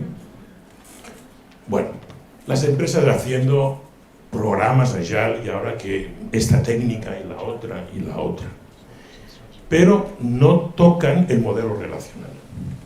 O sea, aplican la técnica, pero la empresa sigue siendo vertical, tiene una retribución asociada a un tipo de... Esto es una tomadura de pelo. O sea, se gastan cantidad de dinero en aplicar esto, cuando realmente lo que tendrían que trabajar es el modelo relacional. ¿Vale? En la educación, cuando dicen, no, ahora vamos a hacer pedagogía por proyectos. A ver, pero la pedagogía por proyectos tenéis que reformular la posición de poder que tiene el profesor dentro del aula.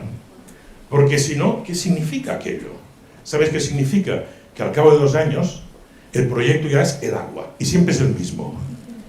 Y han vuelto a hacer materiales, los niños no participan y ya entre un hermano y otros dicen, uy, el año que viene te va a tocar el proyecto del agua, porque hace 15 años que hacen el mismo.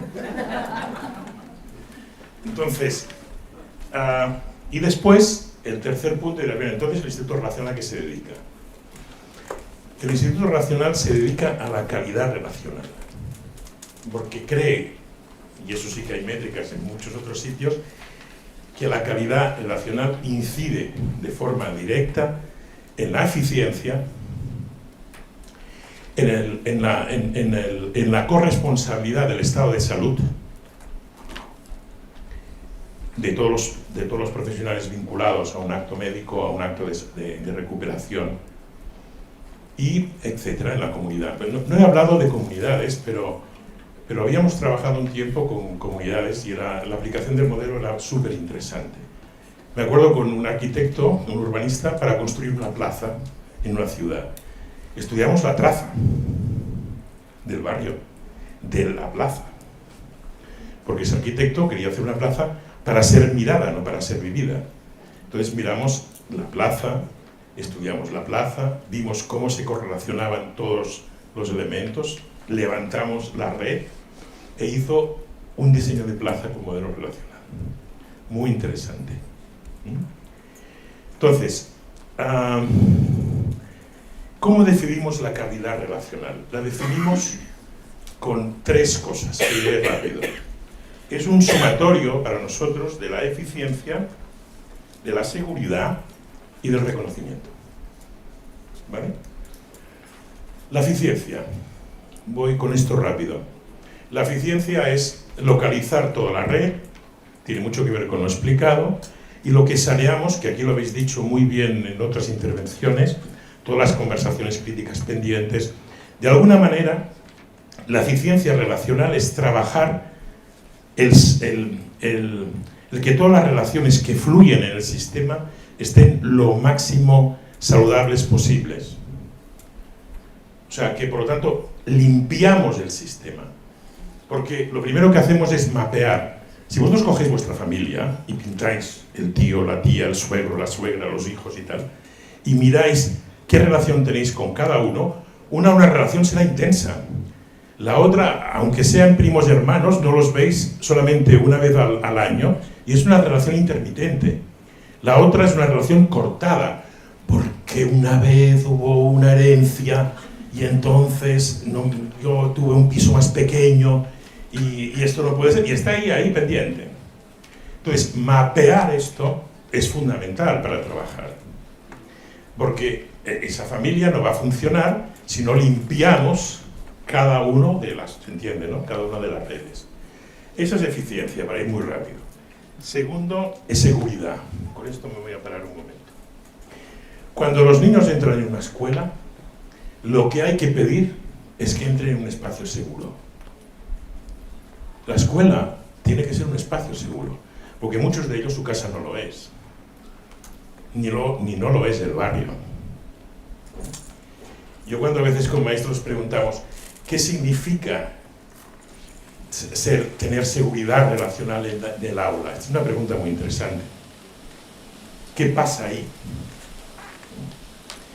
Pero en las organizaciones es exactamente igual. Mira, esto que habéis escrito, que os han dado, está muy basado en estudios que ahora hay, aquí hay psicólogos organizacionales, de lo que es la seguridad psicológica, que hay dos o tres personas de las universidades trabajando esto. Desde nuestra práctica coincidimos en sus planteamientos al 100%. Hemos llegado por otro camino, pero coincidimos. Primero, la gente, y os voy a decir esto sobre todo a los que seáis contratadores de gente. Nosotros en Europa tendremos un problema porque no vamos a tener gente para trabajar. Además, los más jóvenes no aceptan el modelo relacional histórico. No quieren obedecer. Punto. Afirmación rotunda.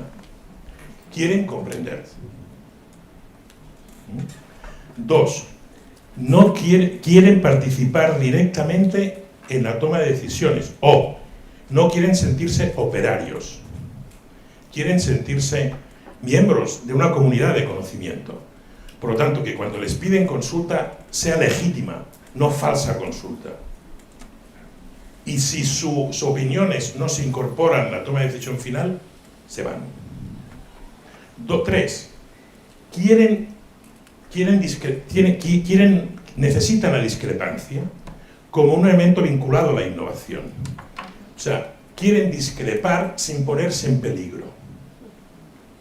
Si están en una organización donde el día de usted esto no lo veo y tal, ya ven que no les hablan al día siguiente, fatal. Y después quieren tener de forma ordenada lo que están aprendiendo. Necesitan aprender y saber que están aprendiendo de una forma ordenada.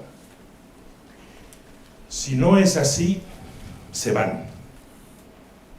Porque el talento no se retiene, el talento se vincula.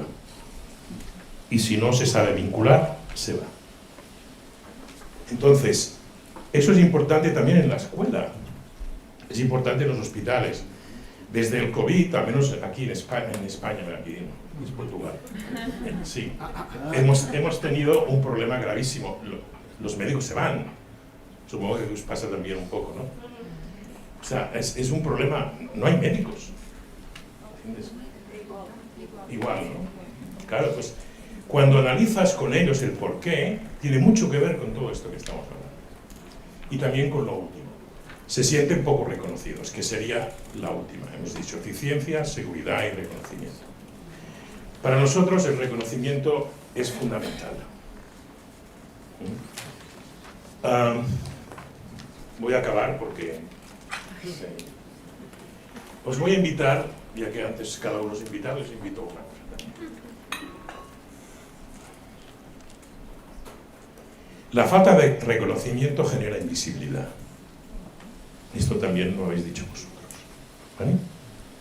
Por tanto, todos los que estáis aquí, tenéis barrios en esta ciudad que son invisibles para vosotros. Tenéis colectivos que son invisibles para vosotros.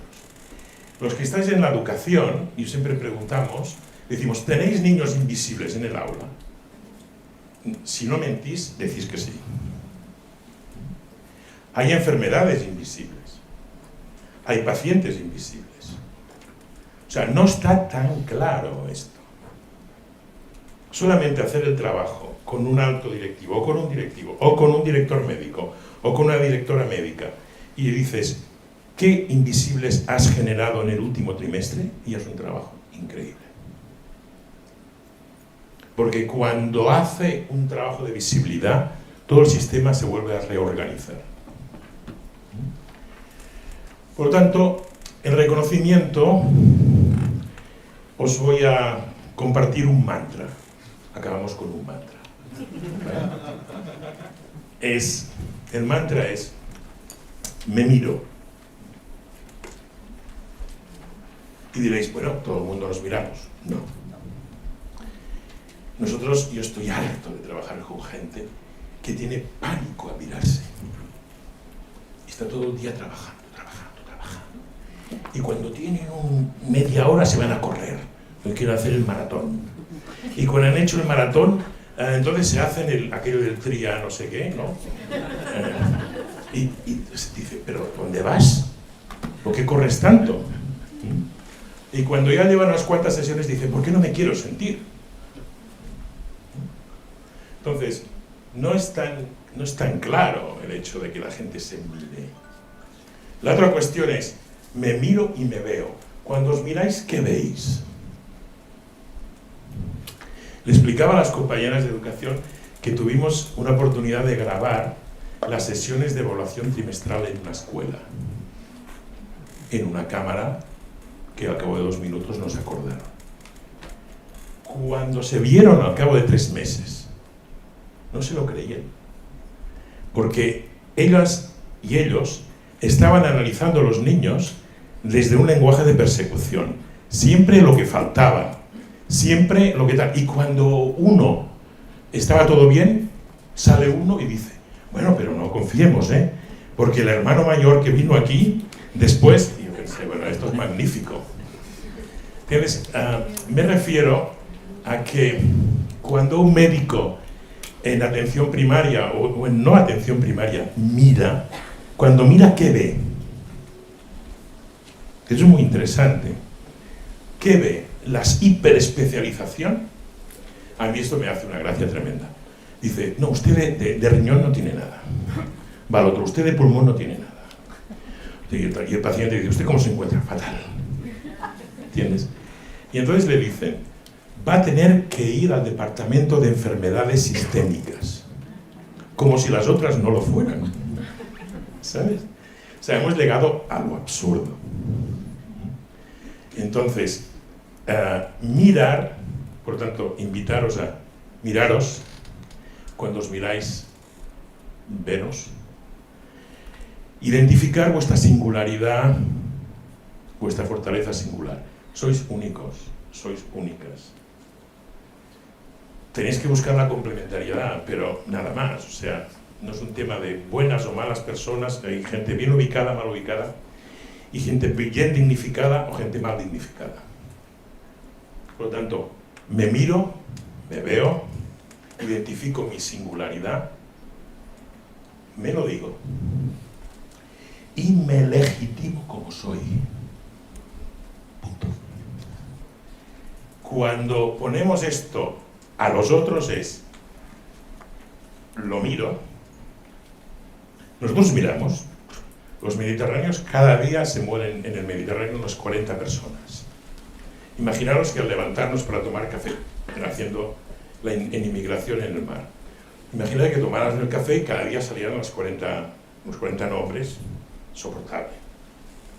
Por lo tanto ya no lo miramos. Por lo tanto, miramos, te miro, te veo. Claro, cuando Pau, cuando tú, cuando ves a estos chavales, ¿qué veis cuando miráis? Porque a lo mejor no es lo mismo que ve otra persona. Entonces, ¿qué ves? ¿Cómo identificáis su singularidad? ¿Se lo decís? Y después, legitimar. El otro, legitimamos al otro como otro legítimo otro. Nada más, gracias.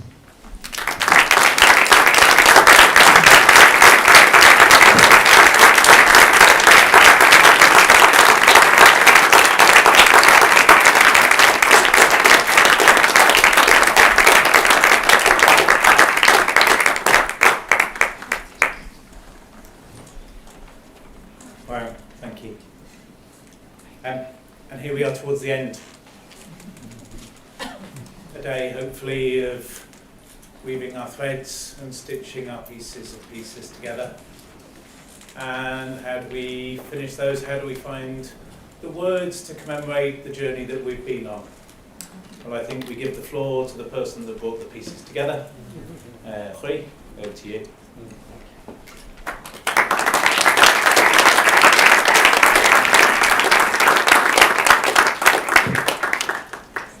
Chegar ao final do dia,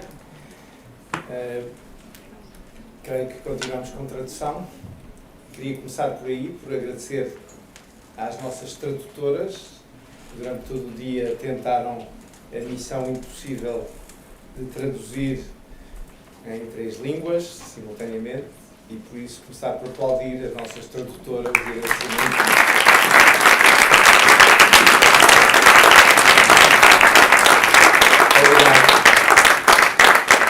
Muito obrigado.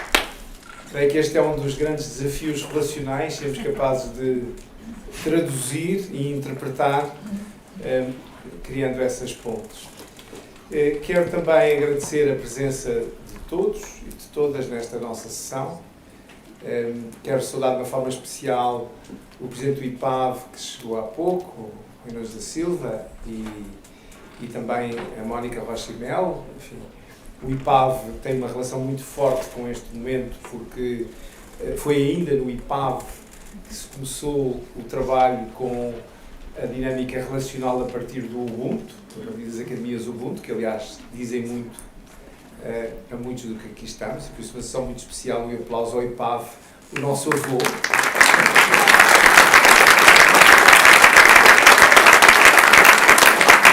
Agradeço muito ao Rui e à Mónica a vossa presença. O IPAV faz um trabalho extraordinário em termos relacionais. O Ubuntu é uma experiência única em termos globais. E agradecer a cada um de vós pela forma como, ao longo deste dia, experimentámos um novo modelo, metade do tempo em painéis, metade do tempo conversando em pequenas mesas. Creio que foi uma dinâmica muito importante com o futuro. Fico muito entusiasmado para que as próximas conferências sejam assim. Parte passando no palco, parte nas mesas em diálogo, abrindo espaços de conversatório, como gostamos tanto de dizer. E, naturalmente, agradecer também a toda a equipa do Relational Lab, que preparou todos os detalhes, que têm estado por aí, liderados pela Sofia, pela Marta, pela incansável Francisca, que está em todos os lados e mais alguns, quem está na equipa técnica, como o Nuno, o Luís, e também fazendo equipa com o Miguel Ângelo aqui da Fundação, pelo Vasco, pela Inês, que hoje também está no seu último dia de Relational Lab, e portanto organizámos esta festa toda para a despedida da Inês.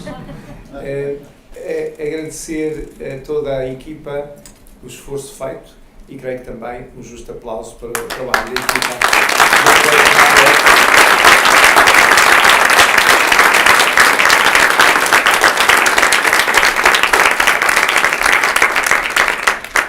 Um dos trabalhos que foi feito na preparação deste encontro foram estes postais que têm em cima da mesa. Está na hora, agora daqui a uns minutos, de recolherem os que quiserem para a vossa coleção pessoal. Sintam-se à vontade. Os postais, quer de melhores relações, quer esta frase muito bonita deste filósofo, Martin Buber, que diz: no princípio era a relação. Sintam-se à vontade. Já agora, quem tem curiosidade de perceber quem é a artista dos desenhos, para alguns que conhecemos o Relational Lab, podemos dizer é a mesma do costume. Para outros, a Marta Marques, que é a nossa artista. E o último agradecimento é à FLAD por nos acolher, por ter tornado possível este evento, por ter acreditado que poderíamos juntar aqui 7 organizações de 4 países diferentes e fundar esta rede internacional para o desenvolvimento nacional. E por isso a toda a equipa da FLAD, que de perto ou de forma um pouco mais distante acompanhou todo o trabalho, o nosso agradecimento. E para encerrar a nossa sessão, a palavra ao Presidente da FLAD, o Dr. Nuno Charmento, a quem muito agradecemos o voto de confiança que nos deu para que pudéssemos tentar construir aquilo que se concretizou, se tornou possível neste nosso encontro. Muito obrigado, Dr. Nuno Charmento, a palavra é a sua.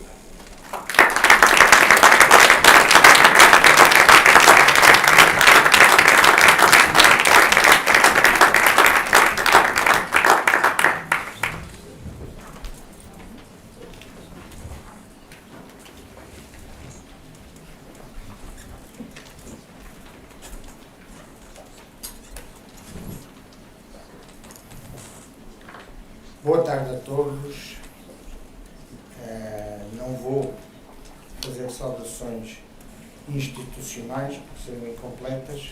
Boa tarde a todos, meus amigas e meus amigos. Para este encerramento, eu pedi que organizassem a possibilidade de passar 2 curtíssimos filmes que vão, um no princípio e outro no fim. Por uma razão, porque eles que eu tentarei explicar, mas que estes filmes explicam um bocadinho, o primeiro, como o nosso trabalho é também, o nosso da FLAD, é também um trabalho, ou sobretudo, um trabalho de relações, e o segundo, o último, para perceberem qual é a inspiração que procuramos seguir e a direção, que procuramos, ou que vamos procurar imprimir ao nosso trabalho nos próximos 5 anos. Como digo, vamos passar esse primeiro filme. Outros exemplos poderiam ser dados sobre esta afirmação de que também nós o que fazemos é trabalhar em relações. É apenas um exemplo, mas um exemplo que eu penso é suficientemente claro. Miguel Ângelo, pode fazer o favor?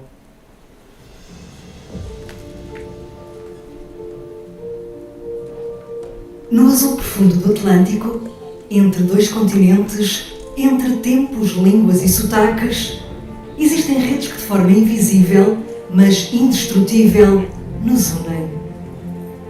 Não se vêem no mapa, leem-se na memória dos que as constroem, irradiam da ação dos que as mantêm vivas.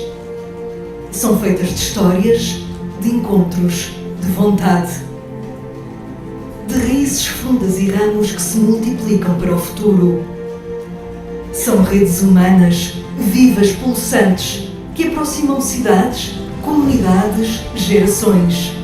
É nesse espírito que nasce o trabalho da FLAD, a Fundação Luso-Americana para o Desenvolvimento, que há 40 anos constrói pontes sobre o Atlântico, promove o diálogo, o conhecimento, o encontro e, sobretudo, acredita nas pessoas como motor de mudança.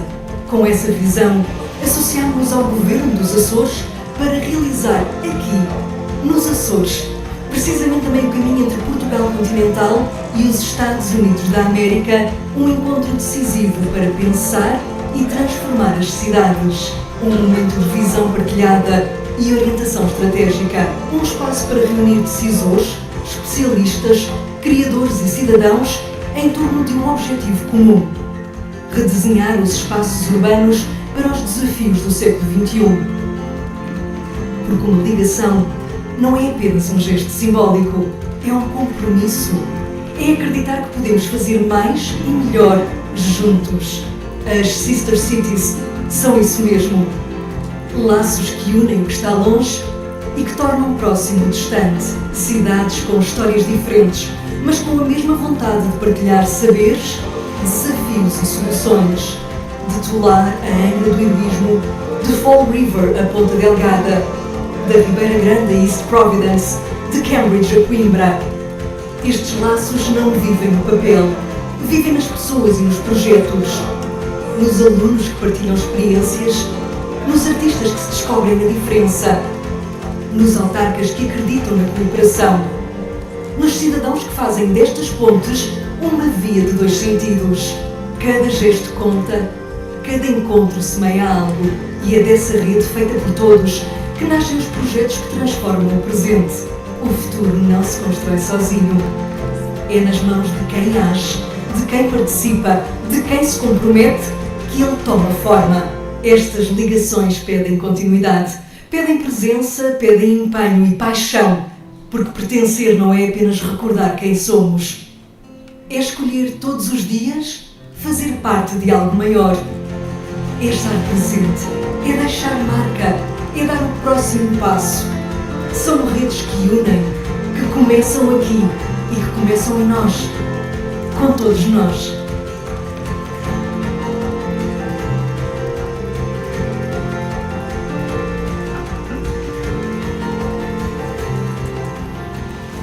Eu penso que as imagens e o som são claros no exemplificar do que relações, neste caso relações entre cidades. Nós constatamos que, número 1, temos um número absolutamente ímpar de geminações, ligações entre cidades portuguesas e cidades norte-americanas, relativamente à nossa relação com outros países, e, por outro lado, que um número muito significativo geminações, dessas sister cities, como nos Estados Unidos as leem, são cidades açorianas, e por isso fomos aos Açores e procurámos juntar lá 3, 4 dezenas de cidades que pudessem, em conjunto, refletir, aproveitar melhor essa ligação que individualmente tem e criar, no fundo, foi disso que falaram estes 2 dias, penso, e criar redes. E ali o que vamos fazer foi criar mais uma rede de cidades que é, no fundo, e como sempre, uma rede de pessoas. Como digo, o último terá um bocadinho a ver com como vemos a nossa ação, qual é que é o mote, a matriz comum a tudo, também é isto, o que vamos tentar fazer durante estes anos. Para lá do filme, fiquei a pensar o que é que vos poderia trazer, dizer, principalmente depois do João Quintana falar. Eu pensei, se eu for por aí, estou sempre a levar na cabeça, estou sempre a perder, não há possibilidade de acrescentar coisa útil. Se não for por ali, faço uma coisa relativamente seca e institucional, que simpaticamente me ajudaram a preparar umas ideias, umas palavras, depois acabei por deixar de lado e optar por vos falar diretamente sobre o que penso e o que sinto, que é talvez sempre a melhor maneira de comunicar. E para isso eu pedia que fizessem comigo um exercício de sair um bocadinho, se quisermos, fora da caixa, fora desta sala, e procurar, tentando fazer uma espécie de zoom out sobre o nosso mundo, ouvir e perceber algumas notas. A primeira é de que nós vivemos um tempo que levamos todos os dias, o dia inteiro a ouvir, é um tempo difícil, é um tempo cheio de ameaças, é um tempo cheio de dificuldades, presentes e futuras. E eu queria ler de outra maneira, como procuro sempre ler a vida e o mundo. Eu acho que nós vivemos também um tempo que coloca desafios absolutamente notáveis, inesperados. Um tempo que, para já, para que se perceba, é um tempo em que vivemos, pelo menos, 2 realidades que nunca aconteceram na história da humanidade. Acontecem no nosso turno de vida, nestes anos em que cá estamos, acontecem agora 2 coisas que nunca aconteceram na história da humanidade e que só por isso eu humildemente procuro perceber a sua importância, principalmente perceber o seu impacto e a sua consequência. A primeira é que nunca antes aconteceu, acontece agora, acontece pela primeira vez na história da humanidade, nós estarmos todos, grosso modo, todos em contacto global e contacto instantâneo, grosso modo, online, estamos em contacto global e instantâneo. Nunca tivemos. Se olharmos para trás, é evidente que aí a tecnologia impôs, é evidente que o caminho foi um caminho de absoluta de distanciamento, de separação, o que contraria um bocadinho aquela que é, penso, uma tendência natural ao ser humano, que é procurar o seu próximo. Não somos animais solitários, somos animais gregários, somos animais de contacto. E, portanto, o nosso instinto natural é procurar o outro, tocar o outro. E se olharmos a uma escala global, o nosso instinto será, portanto, o de estarmos todos em contacto, o que finalmente acontece. Não fora sempre assim, e nós, porventura, não tínhamos 200 e tal línguas, tínhamos uma língua talvez com sotaques diferentes, havia madeirense e açoriano, havia sotaques, não haveria línguas diferentes, se calhar não haveria religiões diferentes, haveria leituras diferentes da mesma religião, mas teríamos feito um tronco comum. A riqueza da diversidade do mundo de hoje vem muito desses percursos diferentes que fomos fazendo e que agora, como digo, de alguma forma confluem num momento de, finalmente, estamos em contacto global e instantâneo. E, por outro lado, com isso relacionado, Nunca na história da humanidade nós, enfim, que eu consiga ver, ler, recordar, nunca nós nos organizamos que não de uma forma piramidal. Seja um clube de futebol, seja uma religião, seja um país, seja política, seja o que for, toda a história da humanidade é uma história de organização em pirâmide, de alguma forma, portanto, mais massificada na base, mais individualizada no topo, de linhas verticais, de comando e controle, de hierarquia, mais ou menos acentuadas, foi sempre assim. Não recordarão, mesmo a democracia grega, enfim, que é um conceito que vemos muitas vezes, não tinha muito democracia, porque aquilo valia para o conjunto dos cidadãos, depois havia os outros. Portanto, era uma experiência muito limitada. Pela primeira vez, também, na história da humanidade, penso que se pode ter este atrevimento de dizer que nós estamos, num tempo em que estamos a experimentar, pela primeira vez, viver um modelo diferente, que é um modelo em rede. É um modelo transversal. É um modelo que não tem linhas verticais, que não tem comando e controle. Permite coordenação, mas não permite comando. E essa relação, que é uma relação individual de dotes, é completamente diferente daquilo que experimentámos até hoje e que experimentamos, seja na FLAD, seja em que país for, em que organização for, nós vivemos ainda segundo modelos hierarquizados.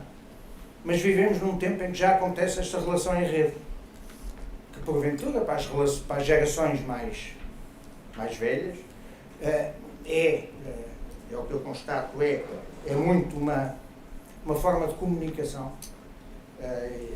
E, portanto, só vamos até aí, a minha geração só vai muito até aí, é uma forma de comunicação diferente, não perceber que não é uma forma de comunicação, é uma forma de vida, de organização de vida.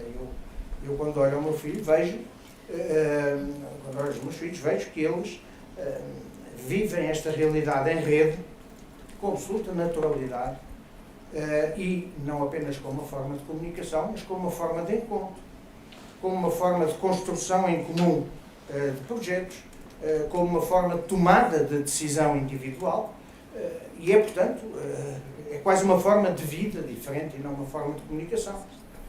O que me dá a esperança de que, à medida que estas gerações forem, se quisermos, tomando controle, forem gerações que ocupam as posições mais significativas na comunidade, em todos os âmbitos, elas transportarão necessariamente essa forma de vida diferente para essas funções, para essas posições, e daí resultará, eu penso, se desenvolvermos um bocadinho cada um de nós esta ideia, ela resultará numa absoluta transformação do mundo em que vivemos. Duas notas, portanto, estas duas, é um tempo difícil, mas é um tempo de desafios, de coisas novas, tão novas quanto estas duas dimensões, realidades, chamem o que quiserem, comunicação global instantânea e construção em rede, vida em rede, e não no modelo tradicional.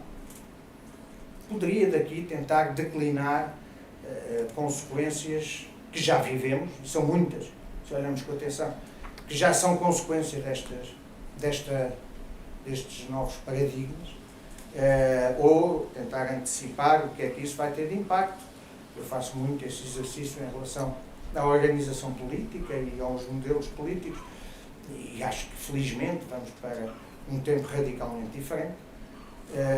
Felizmente, porque estamos um bocadinho esgotados nas soluções que se podem tirar do modelo tradicional, mas isto aplicar-se-ia a qualquer dimensão da vida. Uma outra entrada só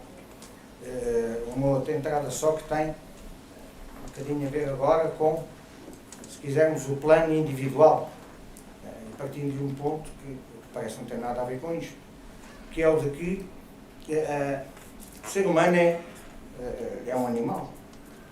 Esquece muitas vezes disso, mas é um animal. É um animal racional, e essa dimensão de racionalidade o separa e o diferencia de todos os outros animais que conhecemos. É verdade. mas não deixa por isso de ser um animal. E os animais não vivem com raciocínio, porque não têm. Os animais vivem pelos sentidos. É pelos sentidos que os animais se habituam, se relacionam, tomam decisões, é pelos sentidos. E nós teremos, portanto, também essa dimensão como animais, a dimensão dos sentidos, e sabemos que a temos. Mas se olharmos um bocadinho para qualquer dos nossos dias e pensarmos o que é que eu neste dia vivi, na minha, se quisermos, parte racional, e o que é que eu neste dia vivi através dos sentidos. E eu acho que nós não vivemos através dos sentidos, perdemos isso, ou estamos perdendo isso. E é tudo, as nossas decisões de vida, mesmo decisões tão importantes como as pessoas de quem gostamos, a maneira como vamos avançar para isso, as relações mais íntimas que possamos ter, se olharmos o peso da dimensão racional, é completamente desproporcional, na minha opinião erradamente, desequilibradoramente, da dimensão animal, no sentido, da dimensão dos sentidos. Eu tenho como exemplo que o ser humano, enfim, afirma-se como o ser mais completo, mais inteligente, na capacidade de transformar, de mudar, de avançar, o ser mais inteligente que existe à face do planeta. Não contesto. Mas, curiosamente, por exemplo, é o único animal do planeta que não tem a capacidade de antecipar eventos naturais significativos. Todos os animais do planeta, no tempo antes de um vulcão, de um tremor de terra, de qualquer evento natural significativo, todos eles sentem. Todos eles dão sinais e nós recordamos. Desde logo nos tremores de terra, o cão, ou o gato, ou o periquito, todos eles tiveram reações antes do evento. Porque estão em ligação com o planeta, porque estão em ligação com o mundo em que vivem. Nós perdemos isso. Não temos qualquer capacidade de antecipar. Porquê? Porque não estamos em contato. Não sentimos. Raciocinamos, mas não sentimos. E há uma dimensão que nunca conseguiremos substituir e sem a qual nunca seremos completos, que é a dimensão do sentido. E isto cria um desequilíbrio natural, que aliás, penso, explica um bocadinho que as pessoas trabalham 11 meses, matam-se a trabalhar 11 meses por ano, vão de férias no tal mês para o qual pouparam e trabalharam 11 meses, e se repararem na maioria dos casos, isto é uma simplificação, são sempre simplificações, mas é uma simplificação, quando vêm dizem, haviam de ver aquelas cores, haviam de ver aqueles cheiros, aquela comida, aquelas paisagens, é um binge sensitivo. As pessoas vão de férias à procura de um binge sensitivo. Raramente vão à procura, também acontece, mas raramente vão à procura de um momento ou de um mês de intenso diálogo e raciocínio intelectual. Não é isso que as pessoas vão fazer de férias. Vão fazer o contrário do que fizeram. Vão à procura de viver com os sentidos. O que talvez mostre um bocadinho o desequilíbrio que a vida de hoje tem. E tão mais importante isto, quanto eu tenho para mim que o ser humano não se completa por si próprio. É assim que eu sinto, é assim que eu toda a vida vivia, percebendo que há uma dimensão importantíssima, se não talvez a mais importante, da minha felicidade, se quisermos simplificar, que eu só consigo atingir através do outro. É na ajuda ao outro, é na partilha com o outro, é no amar com o outro, que eu retiro felicidade. Há uma dimensão da minha felicidade que eu nunca conseguiria sozinho. Eu só consigo no reflexo, na partilha com o outro. E também disso me esqueço. E o discurso é um discurso de eu. E mesmo na relação com os outros, o discurso é o discurso do eu. Não percebendo que não é através de mim, é através do outro. Na relação com o outro, com o mundo, isto pode-se dimensionar a qualquer escala que queremos da nossa vida, é na relação com o que está fora de mim, principalmente com o outro, que eu encontro os sentimentos mais fortes que eu tive na vida foram por causa dos outros ou através dos outros, seja de felicidade no humor, seja de tristeza na perda de uma relação, seja o que for. Os sentimentos mais fortes não foram por causa de coisas, foram sempre por causa de sentimentos, de sentir, e de sentir nesta relação posterior com o outro, e procurando um bocadinho ligar estas. Eu apenas tentei dar entradas, são meras entradas. Eu queria, enfim, armar-me, sentir-se intelectual, mais uma vez, e discorrer sobre isto, e tenho tentado pensar bastante sobre isto, sobre qualquer destas entradas, e como elas se relacionam, como elas se desenvolvem, como elas explicam parte da minha, se quisermos, infelicidade, ou procura de felicidade, mas acho que, enfim, seria um atrevimento, demorava mais tempo do que o tempo que temos, e portanto eu deixava só estas entradas, porque eu acho que todas elas, sobre elas refletirmos um bocadinho, confluem numa coisa que é a palavra relação. Tudo o que eu disse só se entende completamente através da palavra relação. Foi de relações que aqui estiveram a tratar, e é de relações que são, neste caso, nesta dimensão relacional que vocês procuram trabalhar, para mim, é isto aos bocadinhos, é isto em diferentes cores, é isto visto de diferentes ângulos, mas é isto que eu também estive a falar. E portanto, não se trata tanto de colocar então como é que encaixa o animal e a comunicação global e o modelo em rede e o sentir através do outro. Eu acho que basta enunciar para começarmos a perceber que há relação. Como digo, não vou tirar, intencionalmente, não vou procurar tirar qualquer conclusão, qualquer discorrência. Queria apenas deixar-vos com estas entradas que eu acho são explicação e suporte para muito do que aqui falar. E a segunda coisa, ou a coisa que existe antes das relações, sem elas não existirem, são as pessoas. É pessoas sempre que estamos a falar. E é da relação entre pessoas, levada ao extremo dos países e da história, mas é da relação de pessoas sempre que estamos a falar.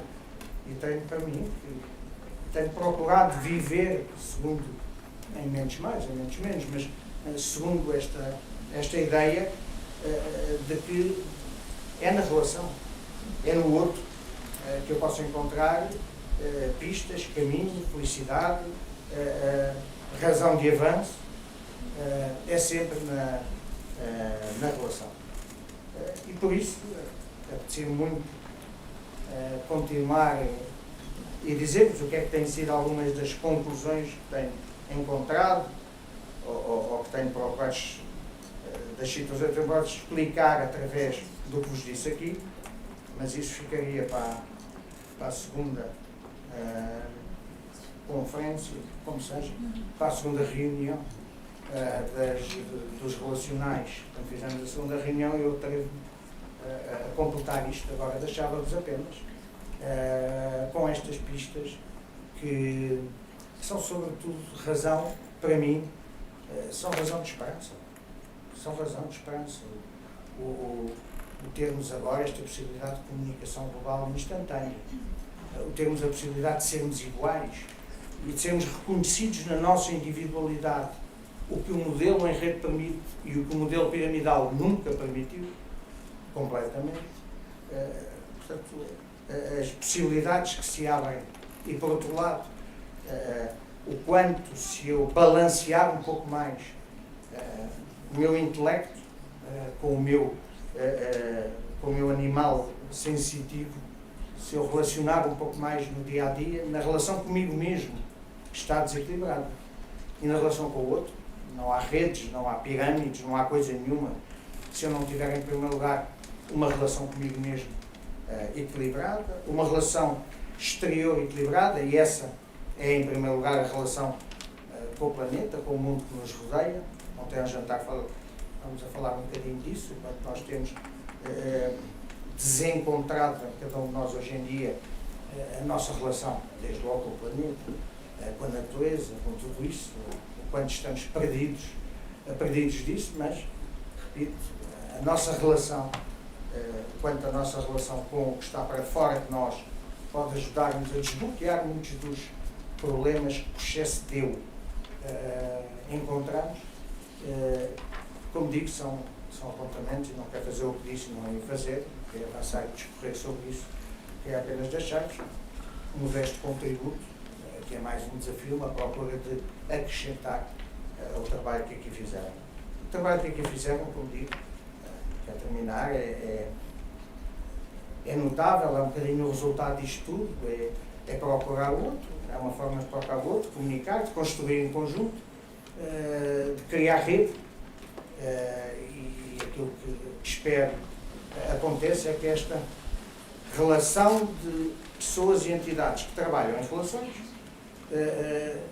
enfim, cresça, dê frutos, e que possamos estar aqui, ou noutro sítio, mas aqui serão sempre bem-vindos a fazer novas e mais avançadas reflexões sobre tudo isto. Até lá, o que agradeço é terem-nos escolhido para este primeiro momento. O que fazemos na FLAD é cuidar de relações, como eu disse. Há 40 anos que a FLAD procura construir pontos e defender pontos nesta relação com os Estados Unidos em particular, porque são estes dois países que deram origem à Fundação, que constituem o propósito um bocadinho do nosso trabalho. É um trabalho que não existiria se fosse sem relações, não existiria, é um trabalho por definição, um trabalho de relações, e que, portanto, para mim, casa completamente com o que aqui nos trouxeram, enriquece-se com muito do que aqui falaram, e é por isso que digo, agradeço, em nome da FLAD, o terem-nos escolhido, faz-nos todo o sentido. Estamos fazendo, ou procurando fazer, o mesmo caminho que aqui, sobre o qual aqui refletiram e discutiram. Queremos, portanto, continuar a ser parceiros, a poder absorver um bocadinho do vosso trabalho, a riqueza, o enriquecimento da nossa missão, e, no entretanto, contem sempre, porque não entendo esta fundação como uma casa fechada, encontrei-a excessivamente fechada, entendo-a como uma casa aberta, e uma casa aberta é uma casa que está em relação com os outros e que permite a relação com os outros, e por isso, até lá, contem-nos sempre como parceiros e parceiros disponíveis para vos acolher, para colaborar, para fazer caminho convosco, sempre que o queiram também. E até lá, muito obrigado.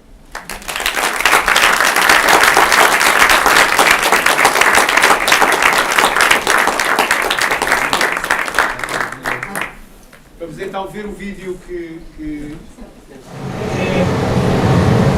é apenas vamos qual é o modo dos nossos 4 anos, que isto um bocadinho ficar também a falar.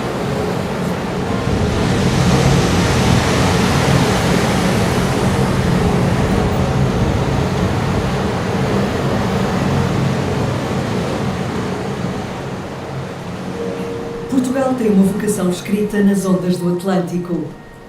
Somos um povo moldado pelo mar, com um passado que navegou além do horizonte e um futuro que se desenha nas profundezas do nosso oceano. Hoje, mais do que nunca, somos chamados a honrar esse legado, com responsabilidade, visão e coragem. Portugal detém uma das maiores zonas económicas exclusivas da Europa. Isso significa poder, mas mais do que isso, significa dever. O dever de liderar pelo exemplo, de provar que é possível crescer, conservar, inovar e proteger. O nosso desígnio azul não pode ser apenas uma agenda política. É um compromisso coletivo com o tempo, com o planeta, com as gerações que ainda não nasceram.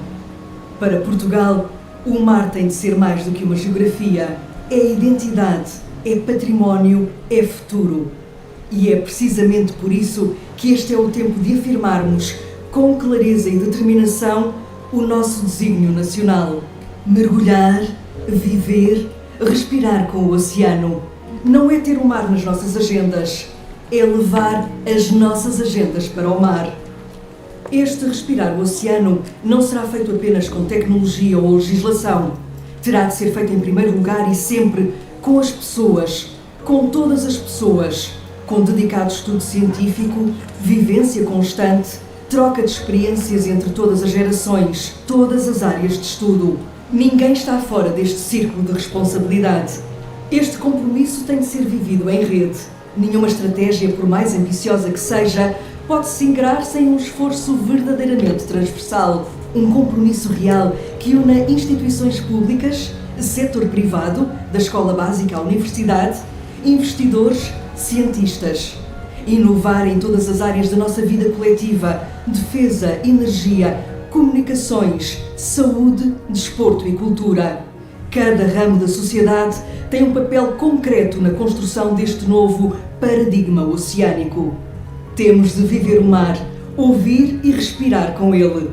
A ciência precisa de tempo, a inovação precisa de liderança, a política precisa de propósito. Temos nas nossas mãos uma escolha que irá definir a relevância de Portugal nas próximas décadas. Ou somos pioneiros em todas as áreas de desenvolvimento, ou seremos cúmplices de uma era de desperdício colossal da maior e mais desconhecida parcela do nosso território.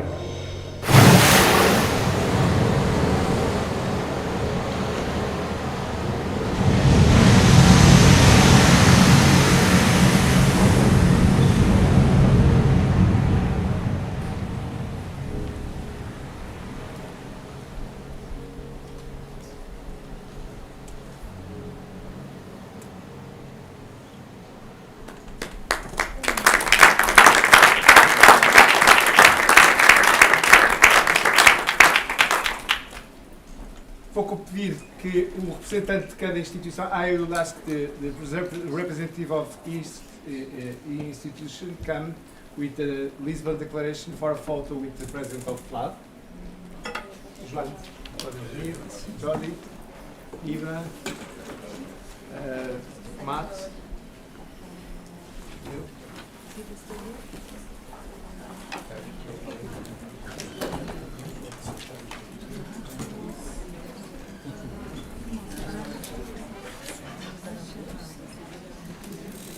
Só para fazermos aqui a foto com os representantes de cada instituição.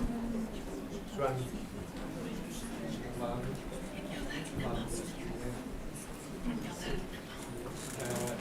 Jody.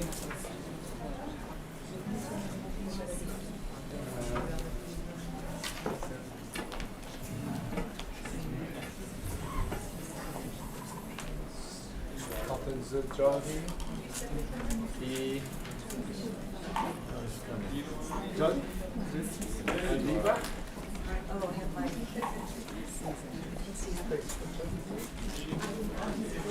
Oh, hey, there you are.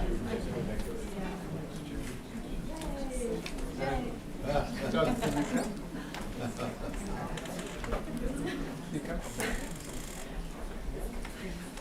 Eva?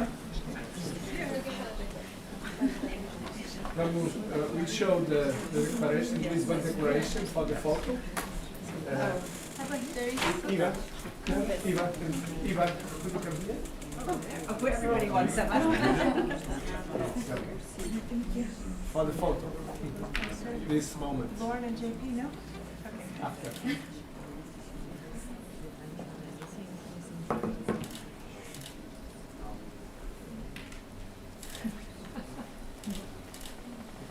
Okay, and now all the participants see this Lisbon Declaration. Please come. The photo with the President of IPAD. Miguel, junto a nós também para a foto final, com a foto toda esteve envolvida nesta.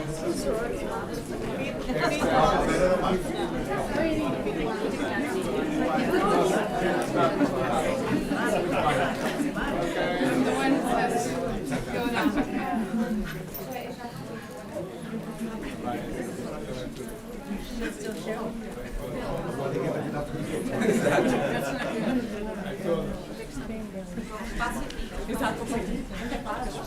Are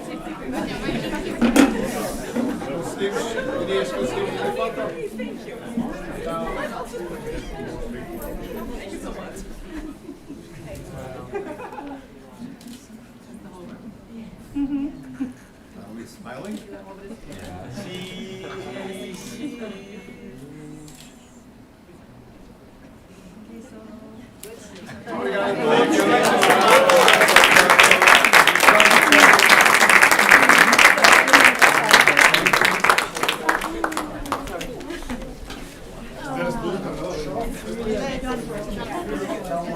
Somebody's last day.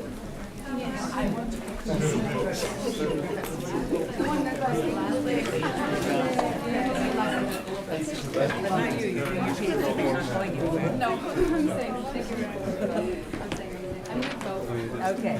I'm trying to. It's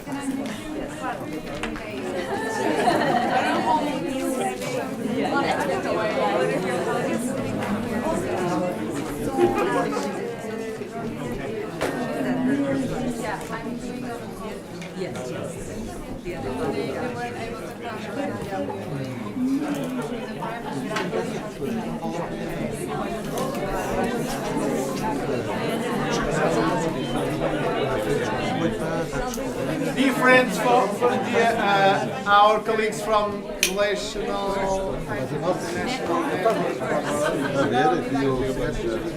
some information for the next day. Dear friends, come for each institution for giving. Obrigado.